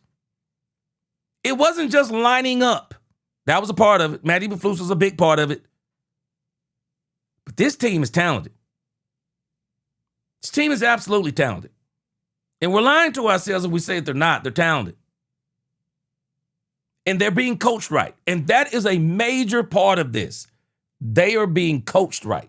And that's my biggest concern. They're being coached right. Ben Dooley, he said, I can recall a conversation Jimmy had with Coach Bill Belichick on a fishing trip. Bill said to Jimmy, if I bring on another dumb player, that's it. They're coaching them right. They're coaching them right. That's it. Big Z, you talking about Jordan Brooks. I give up a second at this point in the fourth. Well, I think they're wanting a third. So we're going to see. But I think, Big Z, at this point, I think the Cowboys are not in a hurry to bring anybody in. And it makes sense. Because some of the people that the Cowboys would be thinking about bringing in, they probably are not in the need so much of training camp. So you want to take this time to kind of see what you have. And when you get guys who have been around, and some of these guys, they've been in a similar system, that if you determine that you need them, you'll have a month to bring them in and they can pick it up quick. They can pick it up. You're talking about some of these veteran players, they can pick this stuff up. Bottom line, they can pick it up. So Cowboys aren't as worried about with some of these players that we may want them to get. They're not as worried about bringing those players in right now. They want to see what they have. Catching shrapnel here? Yeah, well, little soft dudes out there. They walk around in shorts all day. Going back to the graphic, to me, the most consequential additions are Rashawn Gary. It's the drafting of Malachi Lawrence, who should be a good pass rusher, and Caleb Downs. If this defense, guys, is B or better with this offense, they can make a lot of noise in the playoffs. I think they could win the division. I do believe in Brian Schottenheimer. The big variable is Christian Parker's never been a play caller before. There is a learning curve, but without question, on paper, this defense is discernibly better. When you have, there's no doubt about this. You can't. You can't dispute this. This is indisputable. This team is better on defense. It's indisputable. They got more talent. Dominique said it makes zero sense to him. If that's true, all they want is a third, then what's the holdup? If I was the GM, I would have jumped on that. Now, this is just what we're hearing. This is just what we're hearing. Because you give up a third, another team gives up. This is just kind of what we're hearing. But this is all going to come out in the wash because Jordan Brooks, I believe, is going to be on another team. Whether it be the Cowboys or someone else. But from what my understanding is, the Cowboys are one of the teams that is circling the wagons on Jordan Brooks. That's what I keep hearing. But we're going to see how it turns out. But you got to understand something, Dominique. I don't think this is about much sense with the Cowboys as it is about the sense of the Miami Dolphins. Now, Dominique, let me throw another monkey wrench in this, and maybe this will even make this clearer for all of us. Who is over there now with the Miami Dolphins advising them as a team? Who is it? Who is over there? Let me give us another hint. Who's the ex-Dallas Cowboy with the Miami Dolphins? Who it is obvious that he is not happy with the Dallas Cowboys? I wonder who that could be. His initials are TA. Who do you think that is?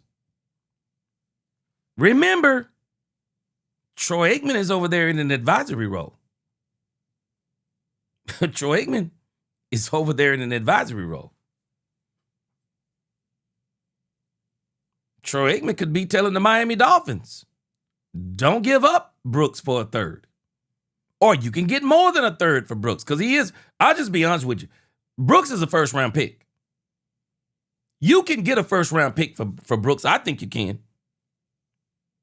Brooks was a first-round pick, plays like a first-round pick.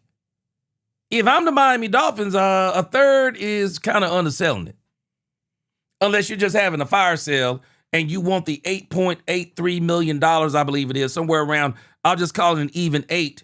If they were to trade Jordan Brooks, they save $8 million under the cap. I mean, unless this is just about saving $8 million under the cap and not having to do the long-term contract with one Jordan Brooks, you can probably get more than a third-round pick for Jordan Brooks, especially the closer this gets to the beginning of the season. You can probably get a first-round pick for Jordan Brooks. I've already said that. I think Jordan, I don't know, a lot of teams probably not going to do it because I don't think the Cowboys will do it, especially with this 2027 draft. But me, shoot, man, I think Brooks is worth the first-round pick.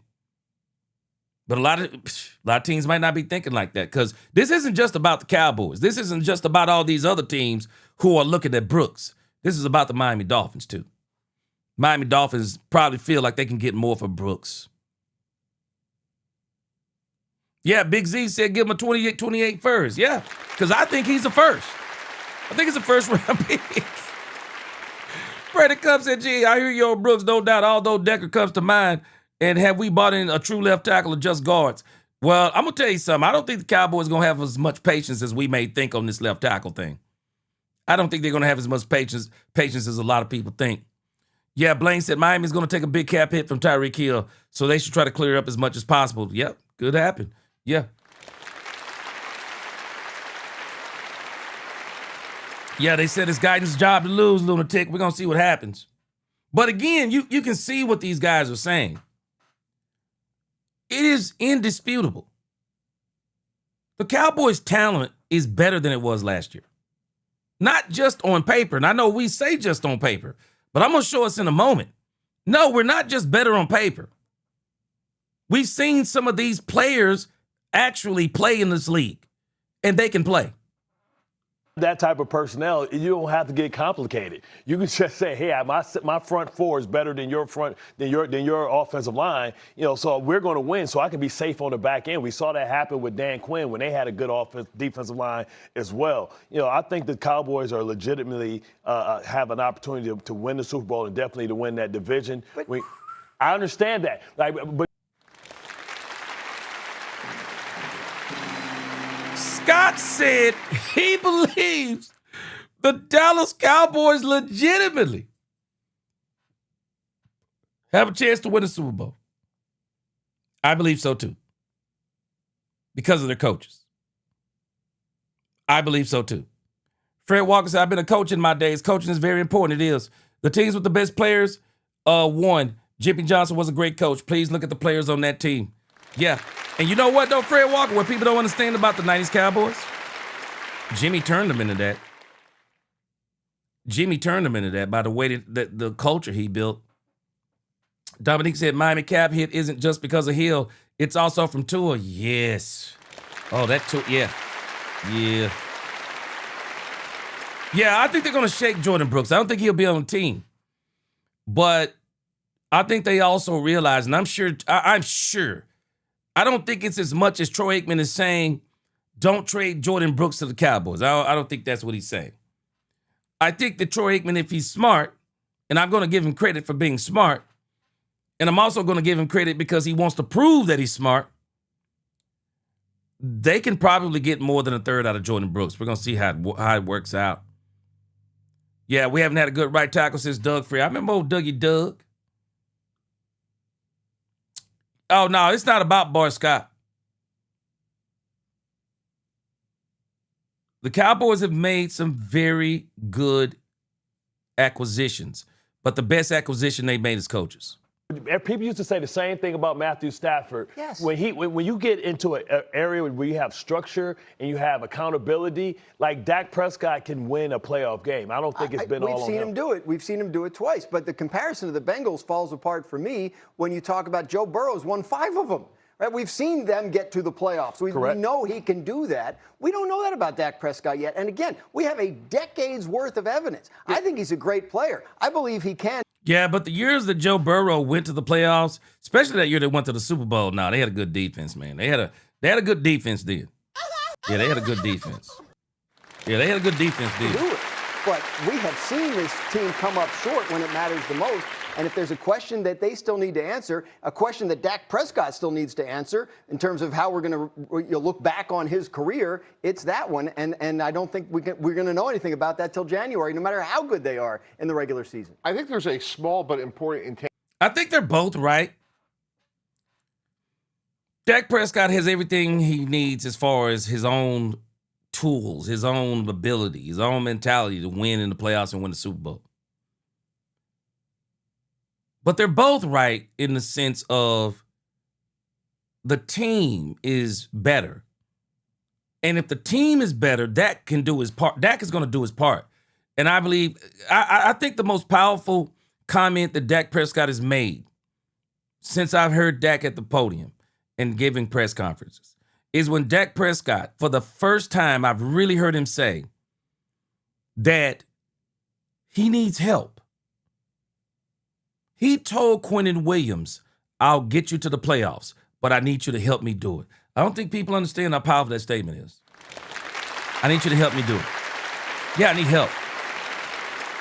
Dak Prescott, for the first time, I mean, it's like clearly Dak Prescott said if people are not paying attention, Dak Prescott said, I can't do this by myself. I can't. Dak can't do it by himself. And that's why I say some of these things are fallacy. When you win playoff games, go look at teams that win playoff games. Their team wins playoff games. Doesn't mean the quarterback doesn't make a play. There's other people making plays too. Defenses are making stops, getting turnovers, even scoring touchdowns. Dak was asking for help. Quinnen, I can get you where you need to go. I'll do my part. Can you lead this defense? It's a powerful statement. Tangible here. Over the last 10 years, I can't go against what you said from a record standpoint, and you can look at Zeke Elliott, Dak Prescott, CeeDee Lamb with all these contract issues. We all thought, hey, George Pickens, it's just going to be running back. Same thing. George Pickens signed his contract. Yeah. He's in mandatory minicamp. That's a really good sign for the Cowboys. He is a top 5 talent, almost at 1,500 yards. If he's there, engaged, in shape from day one, that is a good indicator for the Cowboys. Quick final word. What did George Pickens say? I want to bring this team a Super Bowl. Yeah, they're on to something. Man, let me tell you something. I'm not telling you don't want more talent. But let us not dare say that this team is not talented. Let us not dare say it. This team is talented. And there are teams with less talent that have won Super Bowls. This team is talented, man. Talent isn't the issue this year. And it hasn't been the issue in some years past. The issue has been coaching and the mentality. And that's what Brian Schottenheimer is working on. And that's what I'm giving him credit for. It's the mentality that he's trying to build into this team.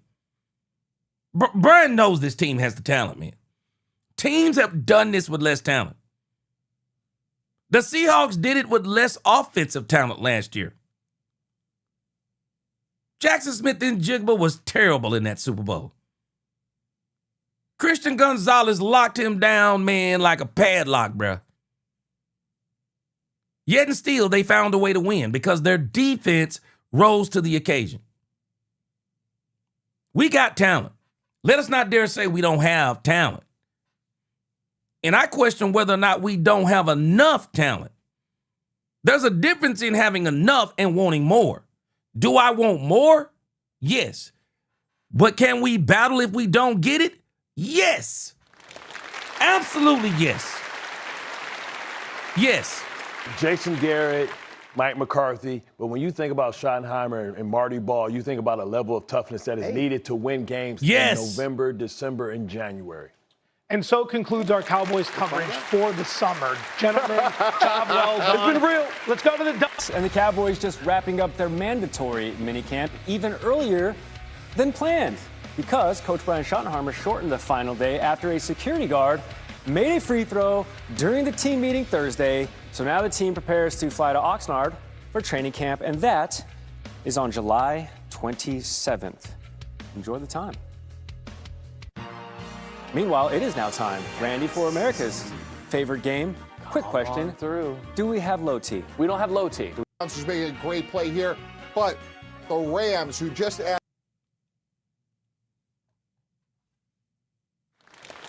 Yeah. So again, man, you start having these conversations about the Cowboys, and we're gonna look at this roster in just a moment. But the Cowboys are talented. But what I'm more impressed with is they're talented in the coaching staff. We got a lot of talent in the coaching staff. And that's why I give Jerry a lot of credit. They got a lot of talent in the coaching staff. And I'm very, very excited about the Cowboys coaching staff because coaching is going to be the difference for us this year. Coaching is going to be the difference. We're boiling it down to players. I don't think it's players. We've had players before. This is down to this team. What can they do? The next time they will be together as a team. Can they make it happen? Can they make it happen? That's the big question. And so a lot of people, man, they're out because teams have wrapped up off-season workout programs, including the beloved. Let's check this out. They're talking about the Cowboys' keys to success, and then we're going to look at the Cowboys roster. Yeah, Poobie D. Yeah, Beto. He says, we've always had talent. Everybody talks about Jerry, but how many Pro Bowls are on our team every year? Yeah, we've had talent. I've mentioned this before. Our issue is we haven't had teams. We haven't had teams. We haven't had systems that worked well with the teams that we had. Our mentality has been poor. And I think one of the biggest issues with our mentality, we're going to see how much has changed, is somebody brought it up earlier, penalties. We talked about it last week, penalties. Jeremy Betts said overlooking all those variables that equate to success in big pressure games against other two great teams is big moments. Yes, sir. And it all boils down to your mentality. Beto says all we need is the stars to align, coaching and players to put it all together. Yeah, we're gonna need some. We're gonna need some plays to go our way too. We're gonna need a bunch of things because the teams that win Super Bowls get a lot of things that go their way. A lot of things. Dallas Cowboys. Yeah. The next time they will be together as a team is at. Okay, these are the same two. Okay, I want to make sure these are actually the same two. All right, let's look at the Cowboys roster. I want to go down the Cowboys roster, and then we're going to move on to the Cowboys D line. We'll tie that in. But I want to look at the Cowboys roster. And the Cowboys have made it official. They signed Charles Snowden. I think he's going to be a big addition to the Dallas Cowboys team. I think the Cowboys are going to be able to do some things with him. I mean, he's not Von Miller. Don't sweat it. He's not Von Miller, but I think he's going to be able to help the team.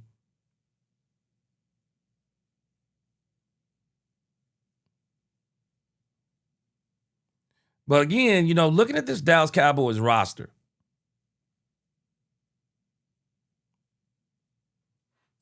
the Dallas Cowboys roster, man, they've added some talent. Kenny Clark, Quentin Williams in the middle. You went and got Rashawn Gary. No matter what we think about Rashawn Gary is good. D Winters, good player, good to great player. One of the keys is if Demarion Overshown can stay healthy. If he stays healthy, sky's the limit. Demarion Overshown. Donovan Ezeraku, second year. We're gonna see what happens coming off a hip. Deron Bland, we're gonna see if he got him some football cleats this year rather than Stacey Adams. We got Jalen Thompson at the safety position. We got Kobe Durant, and we got Caleb Downs. I mean, when you just think about what I just showed you right here, you're talking about a good to great player. You're talking about an elite player. You're talking about a good to great player, good to great player, good to great player, good player, good player. We'll see what happens if you come off the injury. Jalen Thompson, good to great player. Malik Hooker, we'll see what happens. He's good. Kobe Durant has the potential to be good to great. Caleb Downs, I think he's going to be great. When you just look at this lineup right here, man, this is an incredible lineup defensively. And then when you look at the depth, I'm excited about LT Overton. He was one of the top players in the country. Jay Toya, we'll see what that turns into. Jonathan Bullard, we'll see what that turns into. Malachi Lawrence and Jayshon Barham, very excited. Very excited about these two players. They, through coaching, they're going to be great. We'll see what happens with Shamar James.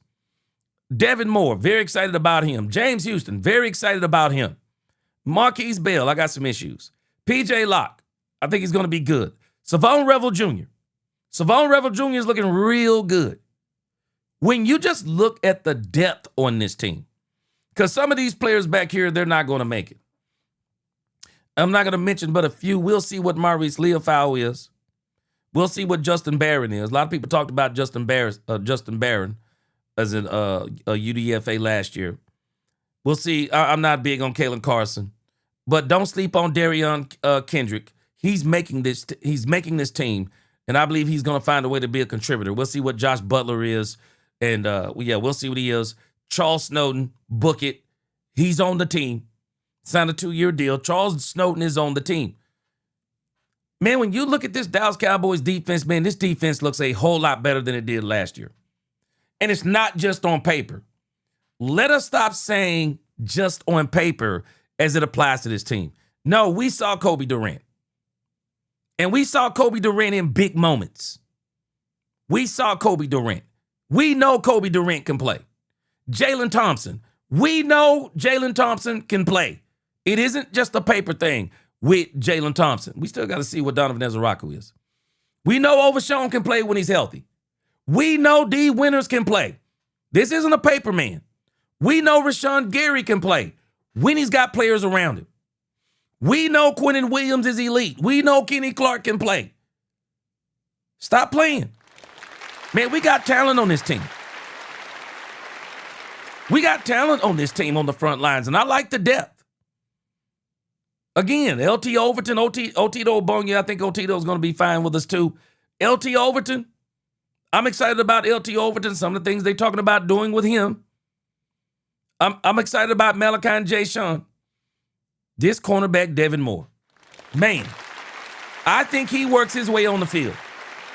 I believe Devin Moore works his way on the field for the Dallas Cowboys. I'm excited about it. It doesn't mean that if there's some players that come loose after July the 15th, doesn't mean that when teams start cutting down their rosters, it doesn't mean that the Cowboys are not going to say, hey, there's somebody out there on the free agency market, or maybe there's a trade like a Jordan Brooks. Doesn't mean that the Cowboys shouldn't do it. Doesn't mean that those players won't help. But we got to stop for a moment and look at what we do have. And doggone it, the team is talented, man. Stop it. Get people, man, they get Cowboys Nation all in a frenzy. Just get Cowboys Nation all in a frenzy. Then before you know it, then you saying we don't have enough. Man, this team looks way better. And this ain't just paper stuff. A lot of them first round draft picks we had last year, that was a lot of paper. Some of those guys wasn't even playing on the teams and all kinds of stuff. But these players right here, no, these aren't players. Kobe Durant isn't a player coming off injury. Jalen Thompson isn't a player coming off injury. D Winters isn't a player coming off injury. Rashawn Gary isn't a player coming off injury. Otito Ogbonnia is not a player coming off injury. No, these are doggone players that can play, and we watched them play, and some of them in big moments. Yeah, they can play. We got a team, man. We got a squad. What we're concerned with this squad is how fast can they get them together? How fast can they get this squad locked in? Because it seemed like to me, Brian has already told us, people are waiting at the door to talk to Christian Parker. They're waiting at the door. They're already studying. They are knee deep. Before we even get to Oxnard, California, they're knee deep in the playbook. Caleb Downs already got the playbook together. And I'm sure the Cowboys within legal realms, they are going to be encouraging this team to stay in communication and study the system together. They're going to do it. Man, we got to stop letting people fool us into thinking that we don't have a team, man. This is a team, bro. We got a squad, man. And we got people running around crying. We got a squad, man. Don't let nobody tell you different. I'm not telling you that you can't add other people to the squad, like Von Miller, Jordan Brooks, Bosa, anybody else you throw out at me. I'm not telling you you can't add them to the squad. But if you don't, please don't tell me that means that you're not going to compete and not go into the playoffs and not be a contender. Please don't tell me that. Please don't tell me that. Poopa D said they had a plan of who they wanted and who would fit in the system. Exactly. Yeah, Moose, you're right. We have a squad. Man, we got a squad. We keep letting people tell us that we don't have one. No, we got a squad. I'm telling you, I'm going to make sure I'm going to keep myself clean of all these discussions. I'm going to keep myself clean of as many hypotheticals as I can. Because that stuff don't do nothing but corrupt your spirit. I'm not doing it. I am not going to do it. We got a squad, guys. We have an absolute squad. Brandon Cub said, I want to see this whole team each with a chip on his shoulder, and I believe they will work to get each other's chip gone. Looks deadly delicious. Hey, let me tell you something. I think these guys are hungry, man. Yeah, we just signed Charles Snowden. Excited about Charles Snowden. I think he fits the system. Long, lanky pass rusher. I think he's going to be good to go. Algon, what's going on? So again, man, I'm telling you, when you look at this Cowboys squad, I mean, I don't know what people are seeing. We don't have just paper mache players. Our starting or projected starting lineup. No, we've seen most of these guys. We've seen most of them. This ain't no doggone paper team. We ain't seen these players. We've seen them. We've seen these players. And even when you look at our offense, our biggest question is left and right tackle. That's our biggest question. And I'm not even questioning Guyton. I'm not even questioning Terrence Steele when it comes to the run game. I'm questioning Tyler Guyton simply because he's the left tackle. We'll see if there's really a competition between him and Nate Thomas, because I think if there is, that's an indictment. And I don't think you need to go with Nate Thomas if he beats out Tyler Guyton. I think if Nate Thomas beats out Guyton, I think you need to go out there and get Taylor Decker. Or some other left tackle out there that maybe would fall free. But definitely, I'm not rolling with Nate Thomas. I just don't, I'm not feeling that. We already know the Cowboys are loaded at the wide receiver spot. Our biggest question is left and right tackle. That's our biggest issue. We're concerned about that. I mean, our tight end room, boys. Once Trigg stepped in that joint, tight end room went on steroids when Trigg stepped in that joint, man. Tight end room went on steroids. And the running back room. A lot of people keep, Cowboys need a running back too. Not yet. I don't think they need a running back too yet. We already know Javonte is the back. So you got that settled. And we keep talking about Jaden Blue. Jaden Blue, I don't think Jaden Blue is their only thing they're going to work into this running back room. I've been saying this. Phil Maffa. I want to see what Phil Maffa is. If Brian Schottenheimer likes big running backs, Phil Maffa is bigger than Javonte Williams. And I would dare say Phil Maffa is more of a hybrid of a Javonte Williams and a Jaden Blue. Because while I think he's a big running back, he's got the power.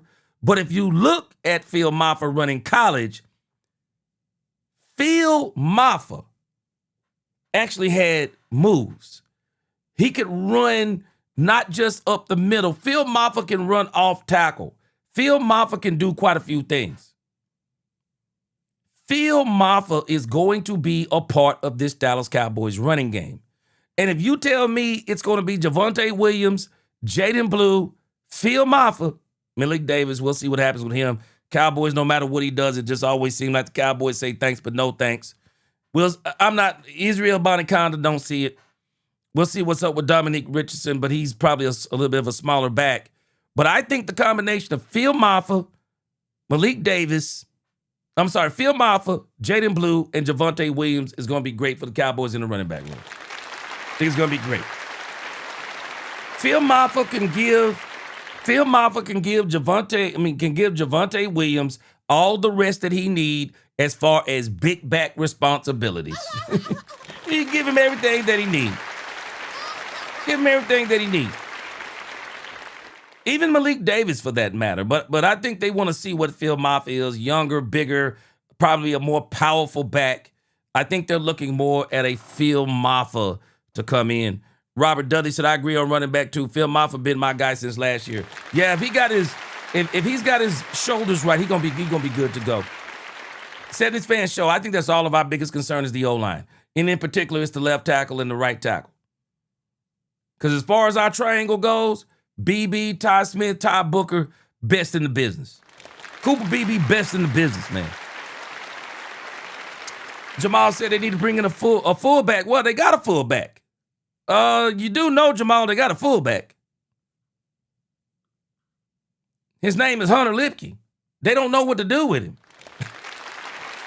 They don't know what to do with Hunter Lipke. The Cowboys extended him, but they don't know what to do with him. He's a very talented fullback. He can block. He can run a little bit. He can catch. You can line him up in a tight end position. They don't know what to do with him. They just don't.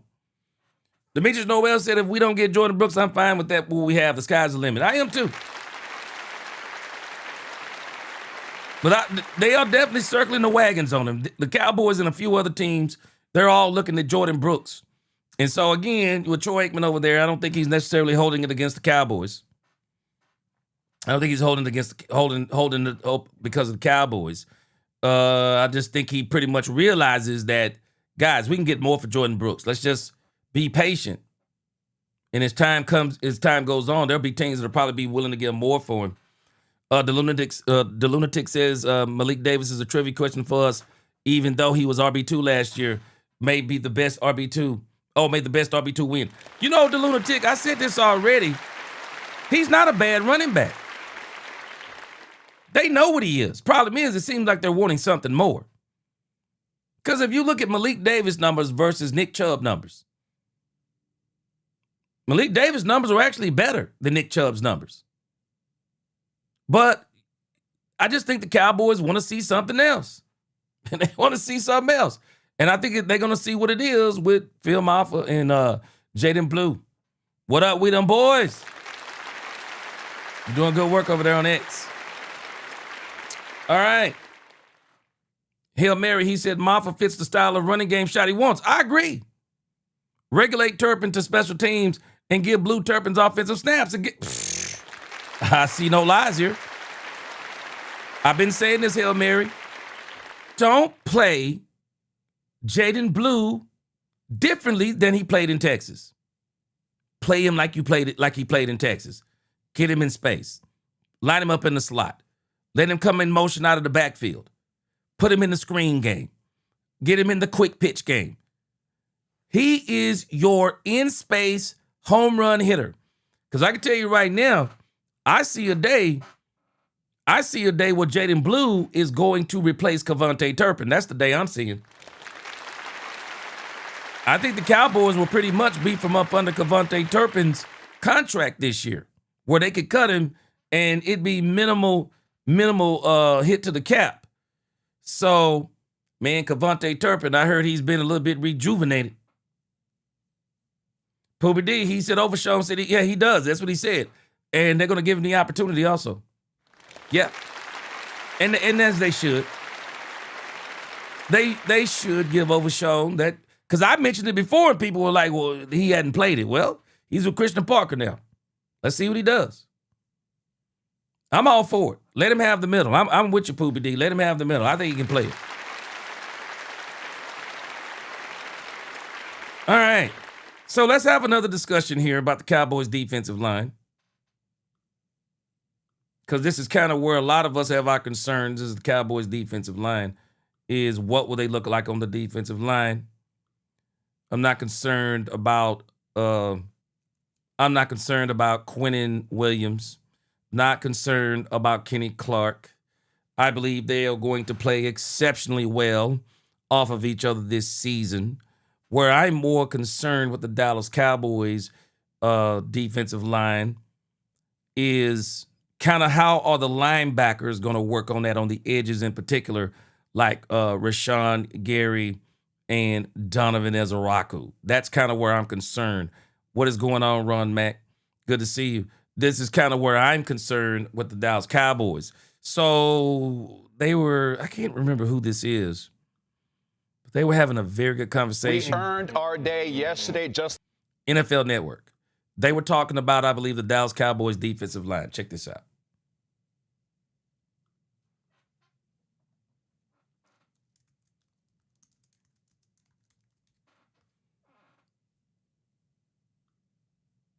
like the Dallas Cowboys are earning their stuff today and throughout the offseason. Dak Prescott and the Cowboys wrapped up mandatory minicamp on Thursday and said there was an extra level of focus this year. He also stated there's a different aura of confidence among the players as they get ready for training camp later this season. Take a listen.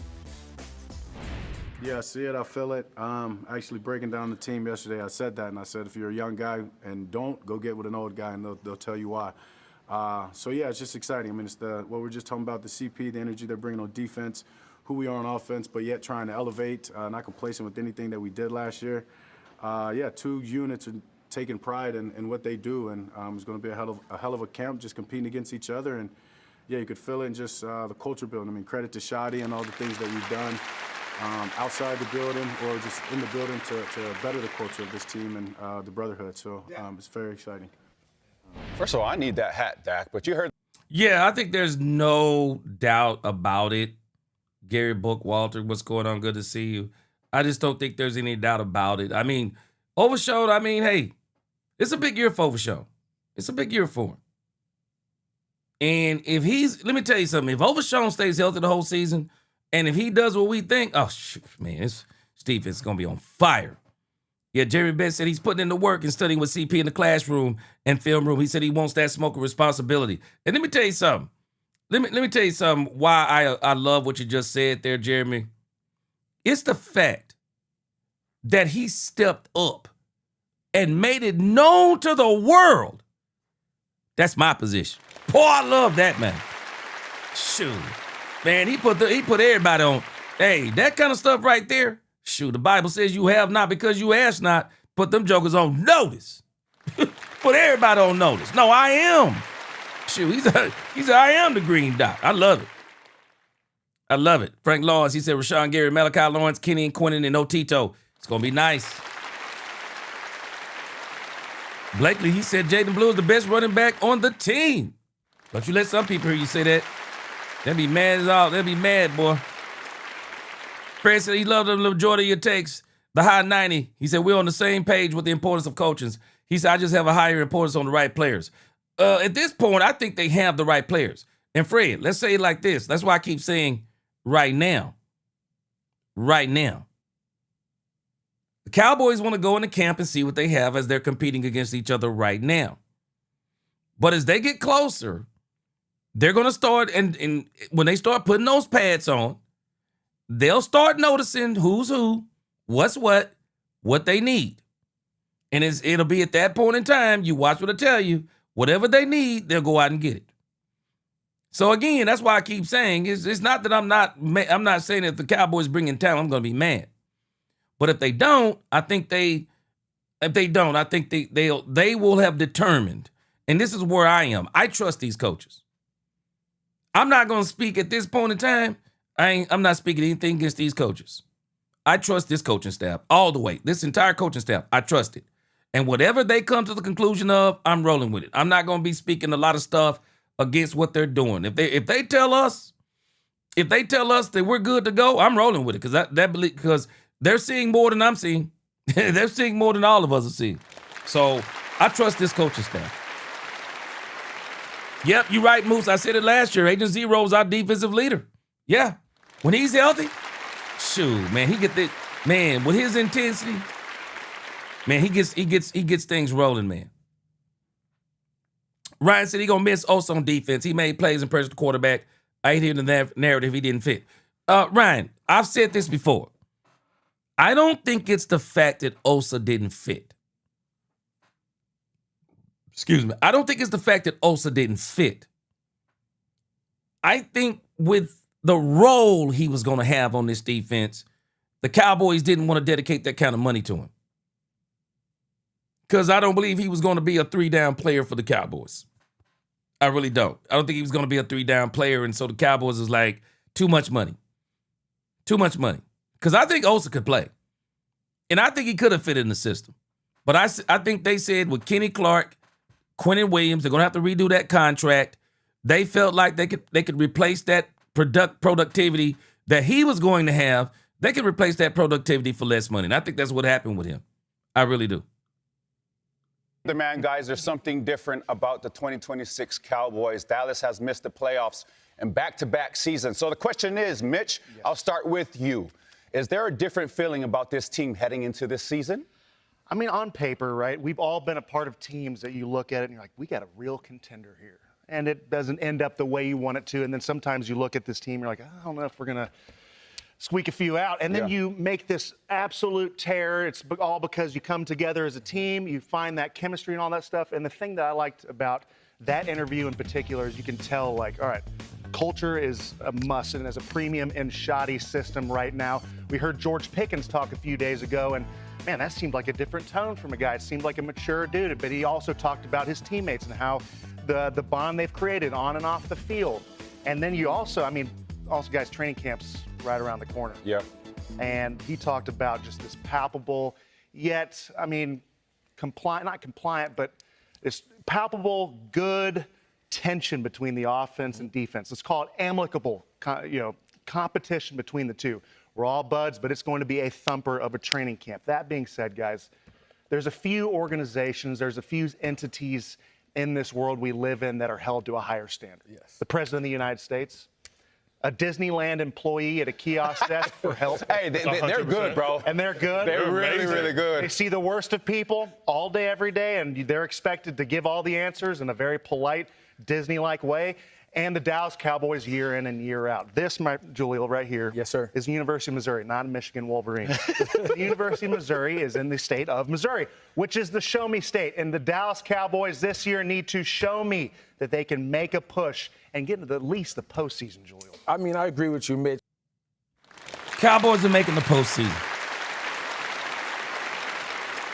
I think this team has bigger aspirations. The Cowboys are going to make the postseason because I believe they're going to win the NFC East. I believe right now the Dallas Cowboys are the best team in the NFC East. Pound for pound. I think they're the best team, pound for pound. They have the best quarterback in the NFC East. They have the best wide receiver duo in the NFC East. They borderline have one of the best offensive lines. I'm not sure they have the best offensive line without going down and comparing it. But if you talked to me about center and the two offensive guards, I would say we probably have the best center and two offensive guard combo in the NFC East. Our question is our tackles. I would say Javonte Williams in the NFC East is the best running back. We got to see what his running mates are going to be. I would dare say, when you told me that Michael Trigg came into the Dallas Cowboys tight end room, I would dare tell you the Dallas Cowboys have the best tight end room in the NFC East when you add in Ferg, Spanford, and Trigg. And then when you tell me defensively, now that's where it gets a little tricky. New York Giants got a pretty good defensive line, and they got some issues, though. They've had some issues on defense on their line in particular. I would say we have the best defensive tackles in the NFC East. The best defensive tackles. As far as linebackers go, the question mark for us is our linebackers. It's not whether or not our linebackers are good. Where do they rank in the pecking order? Where do they rank in the pecking order of linebacker crews in the NFC East? So that's still a question mark for us. But as you look at our defensive backfield, I'm going to put us somewhere probably in the third realm of the defensive back room until we see more. But in the grand scheme of things, when I add all of that together, right now, the Dallas Cowboys are the best team in the NFC East. Bar none. There is no reason why the Dallas Cowboys shouldn't win the NFC East. Playoffs are minimal expectations for this team. The question is, where are we going to be in the playoffs? Yeah, I believe we're back to the playoffs, barring injury or some cataclysmic breakdown on defense, which I just don't think Christian Parker is going to happen. I don't think it's going to happen with Christian Parker because Christian Parker has something that Matt Eberflus didn't have. Christian Parker has something that Mike Zimmer didn't have. He has something that even Dan Quinn had, but I don't know if it's to this degree. The Dallas Cowboys defense have a coach that they are gravitating toward. They are gravitating toward him. They're in a system to where the coaches are all on the same page. They also got BT Jordan. And people do not discount BT Jordan. He is going to have this defense on fire as it applies to rushing the passer. You watch what I tell you. The Cowboys will be exponentially better in quarterback pressures, even though they were pretty good last year. They will be exponentially better in quarterback pressures, and they will be exponentially better in quarterback sacks. And they will be exponentially better in turnovers. You watch what I tell you. When you put all of that together, I just think, based on what I'm seeing, NFC East is for the Cowboys going to take this team. They're going to take the NFC East. Montreal and Griffin, I disagree with it because I don't think nobody thought the last couple of years the Cowboys are going to take the NFC East. I mean, we were hoping, but I don't think no one believed it in their heart of hearts. And the feeling is different, right? But the expectation for the Dallas Cowboys is... Who will back up that? Fred Walker, what do you think? You know what? I want to say Sam Howell. But I'm not going to be surprised if Joe Milton beats out Sam Howell. I'm not going to be surprised if Sam Howell beats out Joe Milton. I don't know. I got a feeling that Joe Milton may make another step this year. We'll see. But as far as the quarterback goes, Sam Howell could probably just beat him straight out at quarterback. But if he takes a step, if Joe Milton takes a step up here and takes a step with his accuracy, he'll beat out Sam Howell. But if not, it'll be Sam Howell. Same. And they have to wear it. It is what it is when it comes with being a Dallas Cowboy. It comes with wearing that star in your helmet. And the expectation is a Super Bowl. Expectation is... I'm sorry, I keep spelling my hands because I got two different colognes on my hand. I'm trying out some colognes. I'm sorry. Making the playoffs. And you talked about it, Mitch. This team is very talented. And, Mitch, I allude to this. I'm telling us, a lot of us aren't realizing this. No, this team is uber talented. And again, respect for everybody. Nobody has to agree with me. But a lot of people are seeing and saying this. This team is talented. But what I'm most impressed with, it's from the coaches down. That's where I'm impressed. 2013 season, our rookie year, we finished 9-7. But if you would have looked at us on paper at the beginning of the year, I don't think we had a single Pro Bowler. We ain't even talking about a 2016 season. That's another one. No. We'll be here all day, right? But when you look at it, it's like, yeah, it can look good on paper, but it has to come to fruition, right? And when you talk about training camp, everyone's hype, right? It's offense versus defense, it's special team, everyone's battling. And I look at it like this, hey, is that same intensity going to be there from the start to finish in training camp? Is that same intensity going to be there from start to finish for the Cowboys throughout the season? It's not if they're going to be good in September. It's if they're going to be good in December and January when it matters the most. And that's when they need to play their best ball because in the past few years, the Dallas Cowboys has lacked in those few months. And I think that Dak Prescott, he knows it, right? He knows it. The pressure's on. The bullseye's on. It's a circus in Dallas always. It's the bells and whistles. And it's time for them to show up and show out. I agree with you. He's 2-5 in the playoffs. 2-5. Like, that's something you have to hold your head on. He understands that. This is America's team. You said it. America's team. Everybody's watching him. They're going to consistently watch him. He had 4,552 passing yards last year.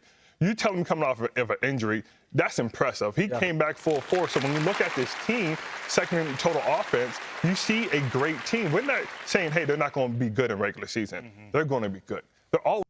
This is where everybody is on the Cowboys right now. This is where everybody is. The regular season is nothing. Just because we haven't been to the playoffs in 2 years, that still means nothing. Everybody's looking towards the playoffs. The Cowboys have got to get to the playoffs. And I believe they will.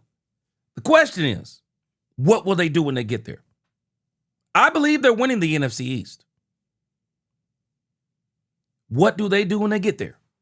This is what everybody's asking. Bazzi said, coaching is super talented. Yeah, we're making the playoffs, G, without a single doubt. I'm telling you, we're making the playoffs. If we stay healthy,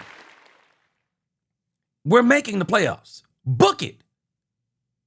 I don't care if we're 9-8. We're winning the NFC East. We are winning the NFC East. I will not be surprised if they sweep the Giants, if they sweep the Redskins, the Commanders, and they at least split with the Eagles. I am not going to be surprised. They're winning the NFC East. I absolutely believe it. The issue is what happens when they get there. And that's where everything that we're talking about, this is where it's all going to come to fruition, because this is what they're talking about. A lot of us are concerned about the regular season. I'm not concerned about the regular season. If this defense is even ranked 25 last year, the Dallas Cowboys not only don't tie the Green Bay Packers and beat the Green Bay Packers, the Dallas Cowboys probably win at least 2 more games, 10 wins, they're in the playoffs. Minimum. Last year, we're talking last year, the Cowboys would have been 10 wins. They would have made the playoffs. This defense, I believe, will be good enough to make the playoffs. But the bigger question is, will they be good enough to win in the playoffs? That's going to be the bigger question. This team has nothing else to prove in the regular season.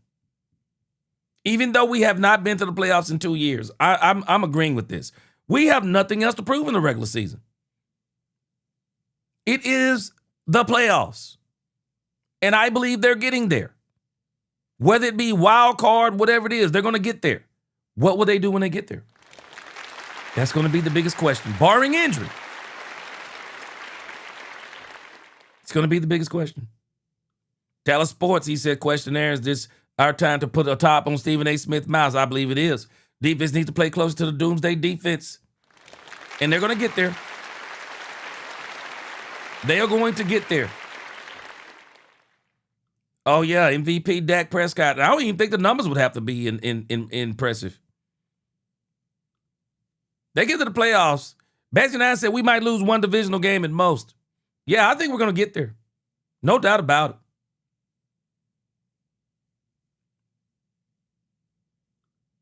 Yeah, Lombardi trophies are nothing. We got that's the only thing we're going to be. That's the only thing now that Dak Prescott's going to be judged on. Dak Prescott, he's going to hold every record in Dallas before it's over. Only thing now is, what does he do in the playoffs going forward? We need to see Dak this year get him at least one playoff win. And I say really 2. We need to see Dak and this whole team get to the NFC Championship game. Because when I look at the NFC, and we're going to see how it starts coming together as the season goes, but just as I look at it in my mind, I mean, the top 4 teams, what? Rams, Seahawks, Bears, Cowboys. That's what I see as the top 4 teams. We'll look at that in just a moment. Always good in regular season. The problem is they don't win playoff games. Yeah. And what do you got to do? You got to win playoff games. That is a legacy thing. That's understanding what the culture is in the locker room. They brought in two big name D tackles in Clark and Williams. They're telling you, look, we're up here to stop the run. We're up here to pass rush. We're up here to make things happen. That's what he said in his thing. He said, Williams said he's never been to a playoff game. He needs to be to the playoff game, but he needs to help win the playoff game. Now, we ain't going to go back to, hey, can he do this? Can they do that in January? We have to go back to, is it going to be consistent throughout the year? Are they going to have down weeks or up weeks? How are we going to do it? And please don't bring up the 2013 season and the Chargers. That's an Omaha game. I was a part of that team. I was like, Omaha, like, whoa, I'm a flashback. Hold on, LG. To give some context as what to LG is referring to, throughout our week of preparation going into Denver, and I don't want to stray too much from Dallas Cowboys, but to give some context, we did there was some scouting report that came by and said that every time Peyton Manning said Omaha, that the very next thing they were going to do was snap the football. I don't know how many encroachments or offsides we had that game, but I think we probably set a record because Melvin Ingram and company, we were jumping every single time Peyton Manning said Omaha. Now, on the topic of the Dallas Cowboys, I got to ask you guys this. What is also different, in my opinion, about this offseason is last year, I remember vividly, there was a lot of discussion of the off-field stuff with Jerry Jones and Micah Parsons, and that always seems to be the case when it comes to Dallas Cowboys. You talked about it, Mitch. There's an expectation with the Dallas Cowboys. There's also been an expectation that there's some off-field issues that have been a distraction from what could be a push to a successful season, hopefully postseason. So I got to ask you guys, going into this training camp, there doesn't seem a lot of chatter outside of what happens. Nobody is giving the Cowboys enough credit for this, and nobody is really talking enough about how this is going to be one of the biggest helps for the Cowboys. And I'm going to give George Pickens a lot of the credit for this. George Pickens made it his business for there not to be any noise around this team.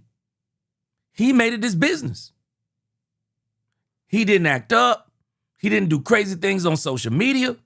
He didn't buy into all the negativity coming from the Cowboys media. He didn't buy into the negativity coming from the outside of the Cowboys media. And what do I mean by the negativity of people trying to, it's like people trying to coerce George Pickens into being mad. It was like people were hoping that he wasn't going to show up and make a statement to the Cowboys that they're not right. George didn't do none of that. George Pickens didn't do none of those things. I give George Pickens a lot of credit for why this offseason has been so quiet. I give the Cowboys credit for telling George Pickens up front, rather than playing with his emotions, that we're not going to negotiate. That in itself. If the Cowboys would have told Michael Parsons that from the get-go last year, I wonder what would have happened if they would have told him from the get-go, you're playing on the tag. I believe the Cowboys learned something from that situation. Tell somebody up front. So that way you can under-promise and over-deliver. You can say there's not going to be any negotiations. And then maybe something happens at the last minute where somebody says, okay, I like this and I like this. Let's go ahead and do this. You under-promise and you over-deliver. People do not understand how this no-drama offseason is going to play a role in the success of the Cowboys this year. It's more time that this team gets to bond. It's more time that this team gets to rest mentally. And it's more time that this team gets to spend thinking about football. If you don't think those things are major, I don't think you've ever been in anything competitive.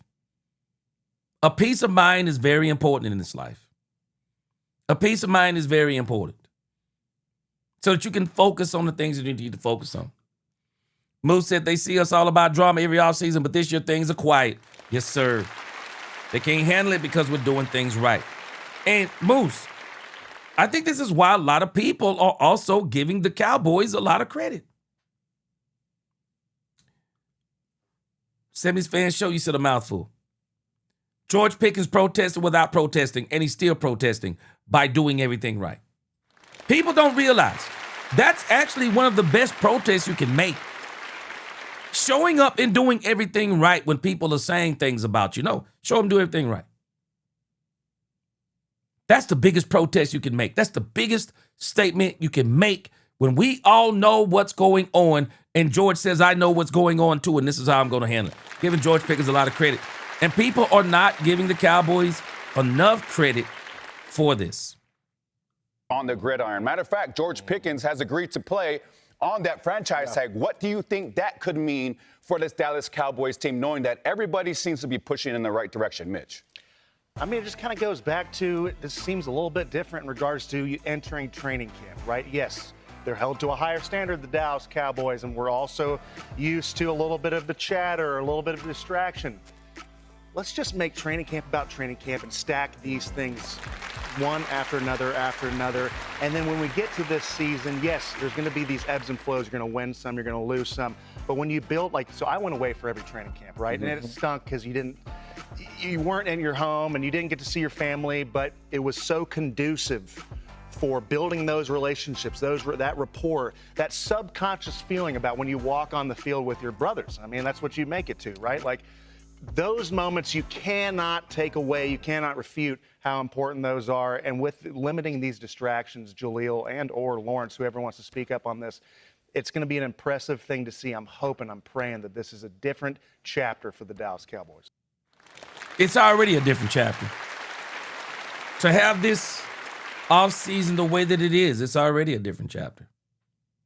Fred Walker, he said George didn't throw anybody under the bus. His press conference set a tone that is major to the success of this season. I don't think people get that, Fred. And I don't think people understand that George has taken responsibility for the part that he's played in this. I don't think people get that part.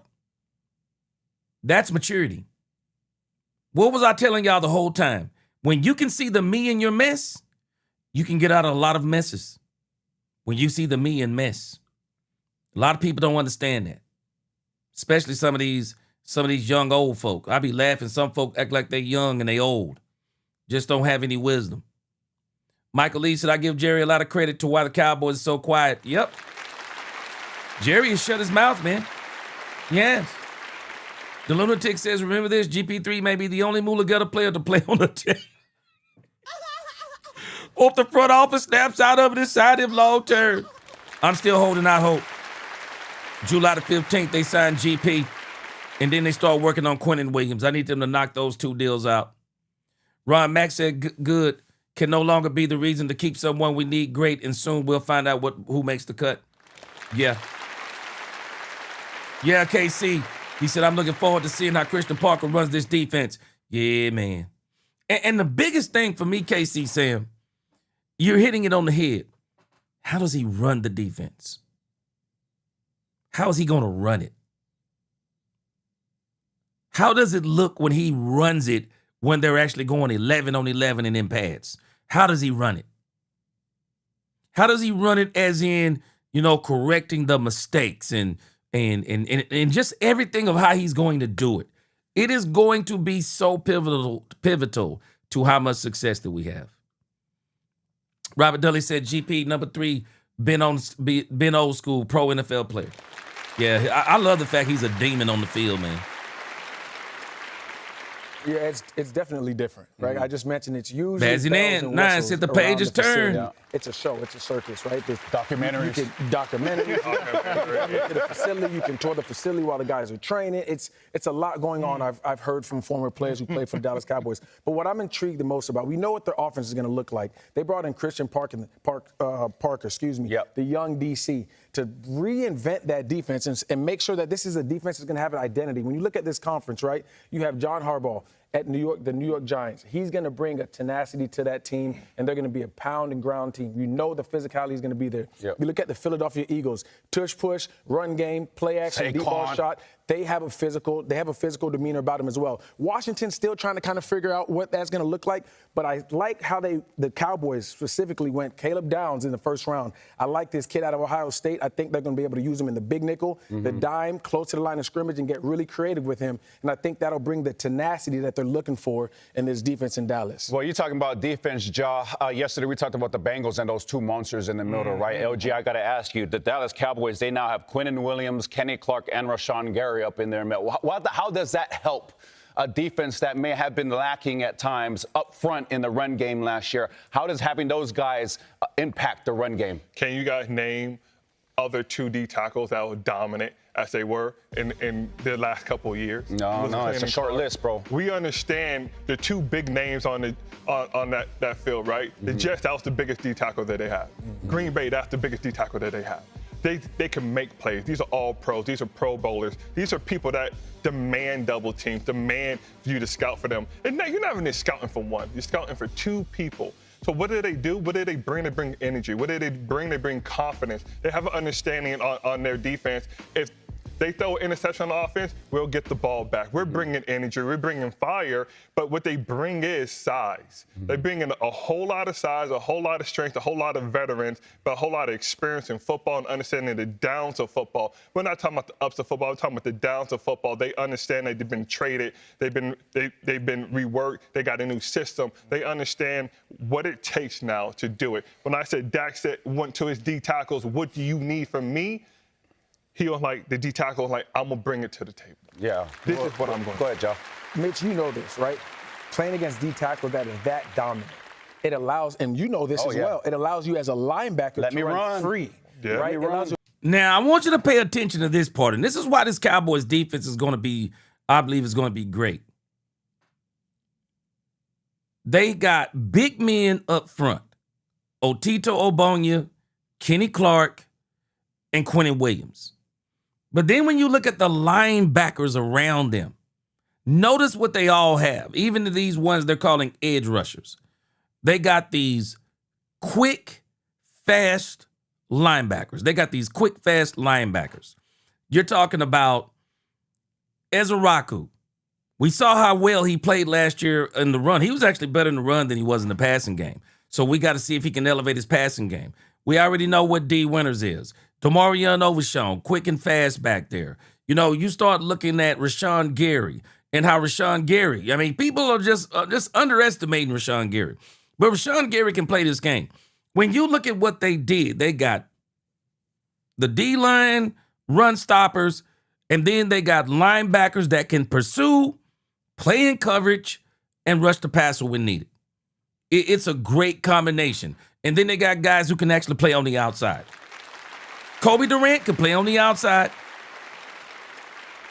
Devin Moore can play on the outside. Darian Kendrick, don't sleep on him. He can play on the outside. You got guys like P.J. Locke that can play in the safety. Him, Jalen Thompson. I mean, they really went out there and put together a pretty good team.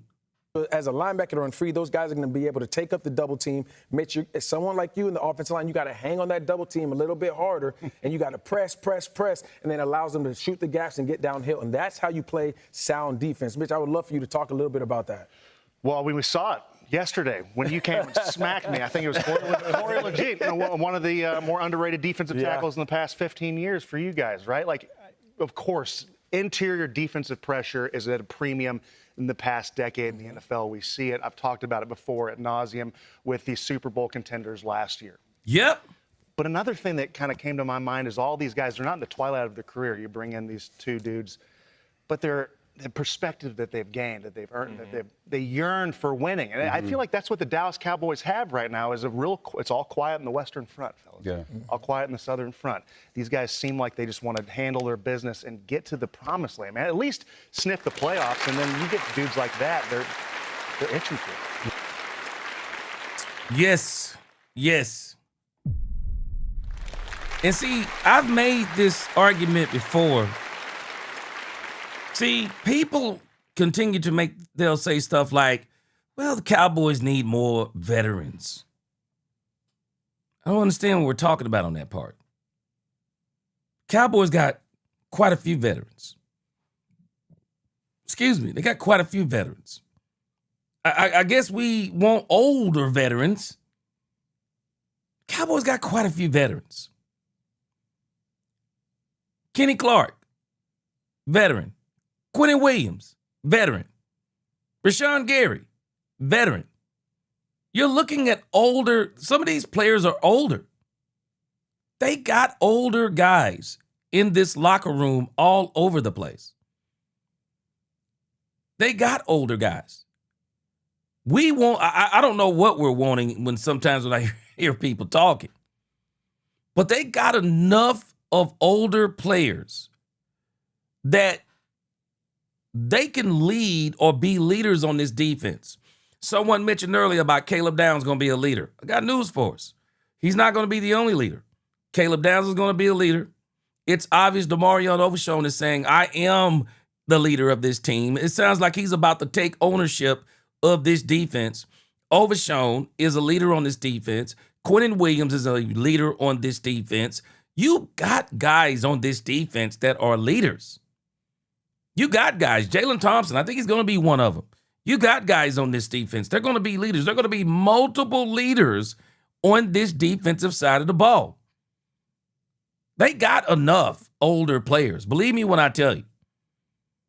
You got to be careful even when you bring in, you got to be careful sometimes when you bring in veterans. You don't want to bring in some of them old dogs who can't learn new tricks either. So you got to be careful with that. But, again, in that discussion, you could tell what they were talking about. They were talking about the power of the Dallas Cowboys defensive line. All right, we got a couple of these stories. Again, we're going to get to these other stories tomorrow. But I want to end with this story right here. I want to talk about this James Houston story. I don't know, maybe I'll get into the Sorsby story. But I want to talk about this James Houston story. I don't know if y'all saw this. I'm very excited for James Houston. I believe that James Houston is another one of these very underrated players the Dallas Cowboys have that some of the Cowboys fans are sleeping on. And I think we're sleeping on quite a few players. I mean, it's just like we look at players that we have, and it's like we're too busy looking at what somebody else is doing. And we think what somebody else is doing is better than what we're doing. But as we talk about James Houston, I want to show you from this perspective. When you start looking at what the Seattle Seahawks did versus what the Dallas Cowboys did. What the Cowboys have done, this has actually been a 2-year process. And some of this is actually even longer than the 2-year process. But you got Kenny and Quentin in the trade last year. So we got 2 years of stacking up talent. You got Rashawn Gary, brought him in this year. D Winters brought him in this year. But Demarion Overshown is a homegrown talent. We drafted Demarion Overshown. He's a heck of a talent. He just got to stay healthy. He's a heck of a talent. Donovan Ezeraku was a great draft pick. I believe he's going to step up and he's going to be way better. He played the run exceptionally well this year. We just got to get him balling in the passing game. Deron Bland. I mean, he's just 2 years removed, I believe, from being one of the most incredible cornerbacks in the league. We got Jalen Thompson. Jalen Thompson is a very good safety in this league. Malik Hooker, we'll see what he is with Jalen Thompson and Christian Parker. But Jalen Thompson, we acquired him this year. We got Kobe Durant. We acquired him this year. Caleb Downs, we acquired him this year. LT Overton this year. Jay Toya, we acquired him, I believe, last year. Jonathan Bullard, got him this year, I believe. Malachi Lawrence, Jayshon Barham this year. Shamar James last year. James Houston last year. Devin Moore this year. Marquise Bailey's from a few regimes ago. PJ Locke this year. Savon Revel Jr. last year. Reddy Stewart last year. When you really start looking at this, and Maurice Leofau, he's from a couple of drafts ago, maybe 3 or 4 drafts ago. You start thinking about him, 2024. But when you start thinking about the talent that the Cowboys have been building, all I'm telling you is it's eerily similar to what the Seattle Seahawks did. The Seattle Seahawks built talent over about 3 seasons. They drafted extremely well. made a few free agent moves that fit their system. Got Sam Darnold, of course. But the biggest thing that they did, other than drafting well, is coaches. And it all came together. It absolutely all came together. And a team that nobody expected to win, other than 72 Chevelle and a very few others. A team, and that's the key, a team. And this is what Brian Schottenheimer is imputing into his team's brains. We're no longer going to be a one-man show. I need y'all to help Dak Prescott because Dak Prescott is going to help y'all. I need everyone on this team to help everyone. We all need to have everyone's back. We win as a team, we lose as a team. And no more will we put winning a game on the shoulders of Dak Prescott again. It's on everybody's shoulders. The game is a lot lighter when everybody's carrying the load, rather than us going into playoffs talking about, we're only going to go as far as Dak Prescott's going to take us. No, Dak Prescott's, he cried for help. He said, Quentin, I need you to help me. I can get us there, but I need you to help me. This is what we're seeing. We have acquired, and we're not even paying attention. We've acquired quite a bit of talent. And that's just defensively. And when you look offensively, man, I'm telling y'all something.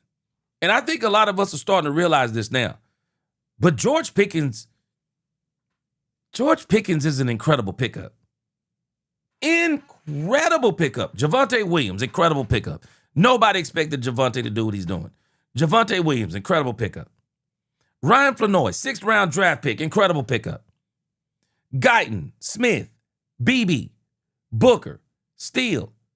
I mean, when you think about what the Cowboys have done over the last few seasons, they've actually had some pretty good drafts. Lamb is from 20, but Flanoy is from 24. Pickens, we got him from Pittsburgh. I can't remember the year he was in. But when you look at the talent that the Cowboys have acquired, we've acquired some very good talent that is equaling into, and I believe it's going to equal into a very good team. When you think about what we've done, and James Houston, coming back to James Houston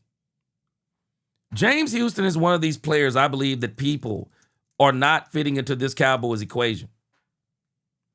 But I believe James Houston is going to pay some dividends for us too. Bazzi said, our drafting has been so underrated, it's all about to pay off. See, people don't realize, Bazzi, Seattle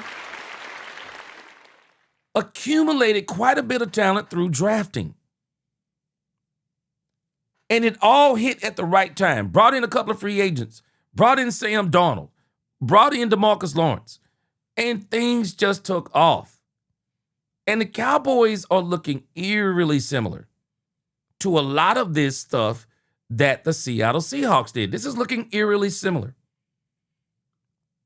Yeah, Brandon Cupp, exactly. All for one and one for all. That actually isn't how it's been in here in the past. I mean, we actually had a player here who was actually trying to, he wanted to be the reason why we went to a Super Bowl. It was crazy to me. I mean, we had an actual player talking about that we were going to the playoffs with Cooper Rush. Man, I started this channel in 2024. And it was I was doing videos on this stuff, man. It was insane to me the way people were, oh, Cooper Rush is better than Dak Prescott. Ooh, the Dallas Cowboys play better with Cooper Rush.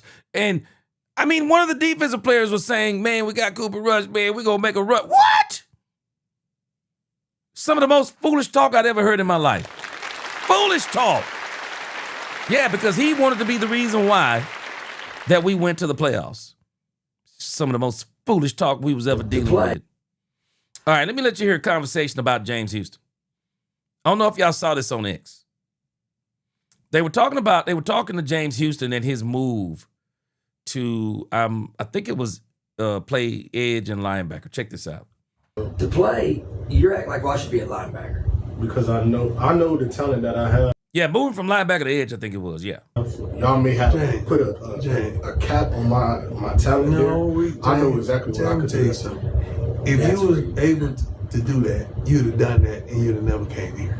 If you was that dude that you think you are a linebacker, you'd have never been here. Because if you weren't doing that, you'd be the third linebacker. You wouldn't have got in yet. You wouldn't have had the reps. I disagree.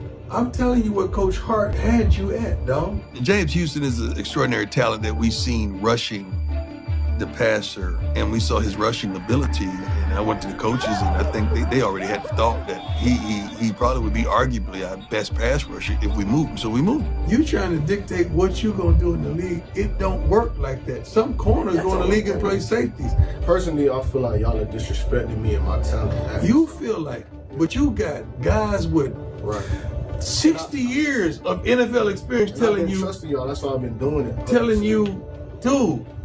You showing up doing what you doing means he's a ball player. I got to find somewhere to put it. That's James Houston. Yeah. Yeah, man. Yeah, Dak Prescott said that is James Houston had to turn that music off. Yeah, hey, man.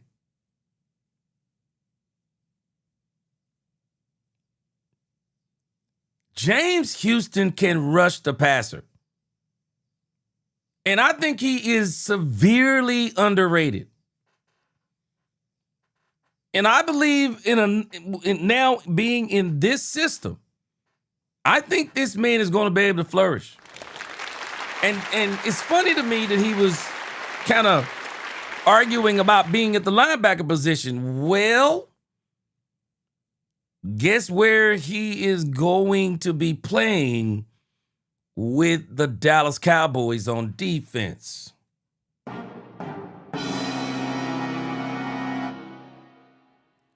James Houston is going to be right back out there. And I can tell you right now, they got him behind James Houston. But I'm going to tell you what I like about this Dallas Cowboys defense. The guys that we're looking at right here, I believe they're probably going to be the starters. I believe James Houston is still going to play. I believe James Houston is still going to play. I believe Jayshon Barham is going to play. Malachi Lawrence is going to play. We got ourselves a defense with depth. And James Houston, for everybody saying we need more help on the edge. Now, this guy can rush the passer too, man. This guy can rush the passer, man. We're totally underrating a lot of these players because we got people who telling us that we can't trust them. Who says we can't trust them? We got a whole new coaching staff. We got a system now that these players will be put in situations to succeed. No, I'm telling y'all something. Some people are talking about the players. I'm going to tell you what I believe in. I believe in this coaching staff. I believe in this coaching staff. And I believe they've gotten this coaching staff the talent to shape it and make it successful. I believe in this coaching staff.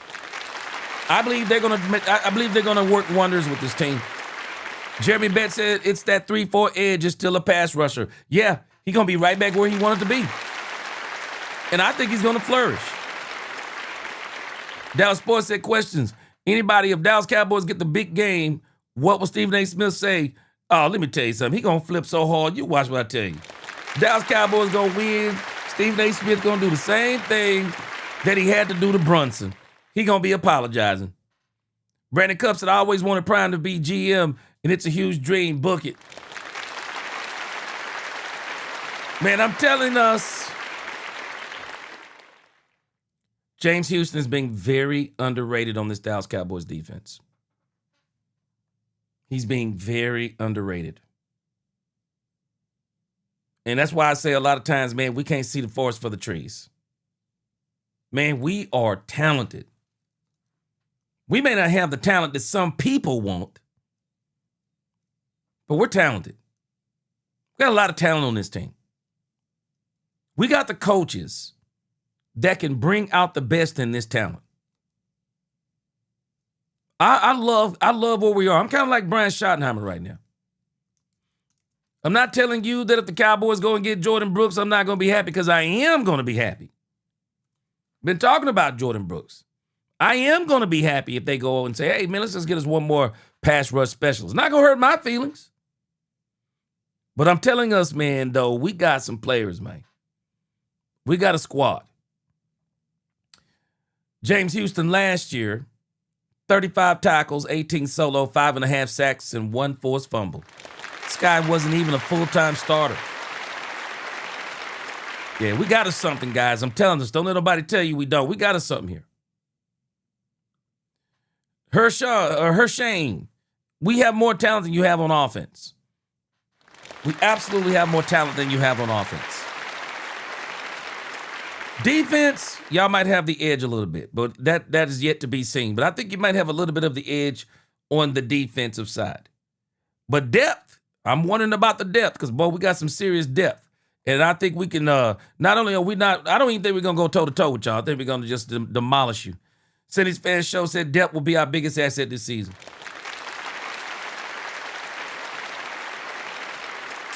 Yeah. All right, so what I'm going to do, we're going to come back and go full speed ahead on this story tomorrow. Well, we're going to resume tomorrow. We're going to pick up on Sorsby. That'll be the top of the show tomorrow with Sorsby. That'll be top of the show. And then we're going to pick back up with player interviews. We're not going to see the Dallas Cowboys until July the 28th, I believe it is. So we got plenty of time to talk about all of these things, these other two topics. And I'm sure there'll be more I'll add to this. But I'll make sure tomorrow, God willing, we're going to add this to the top of the list.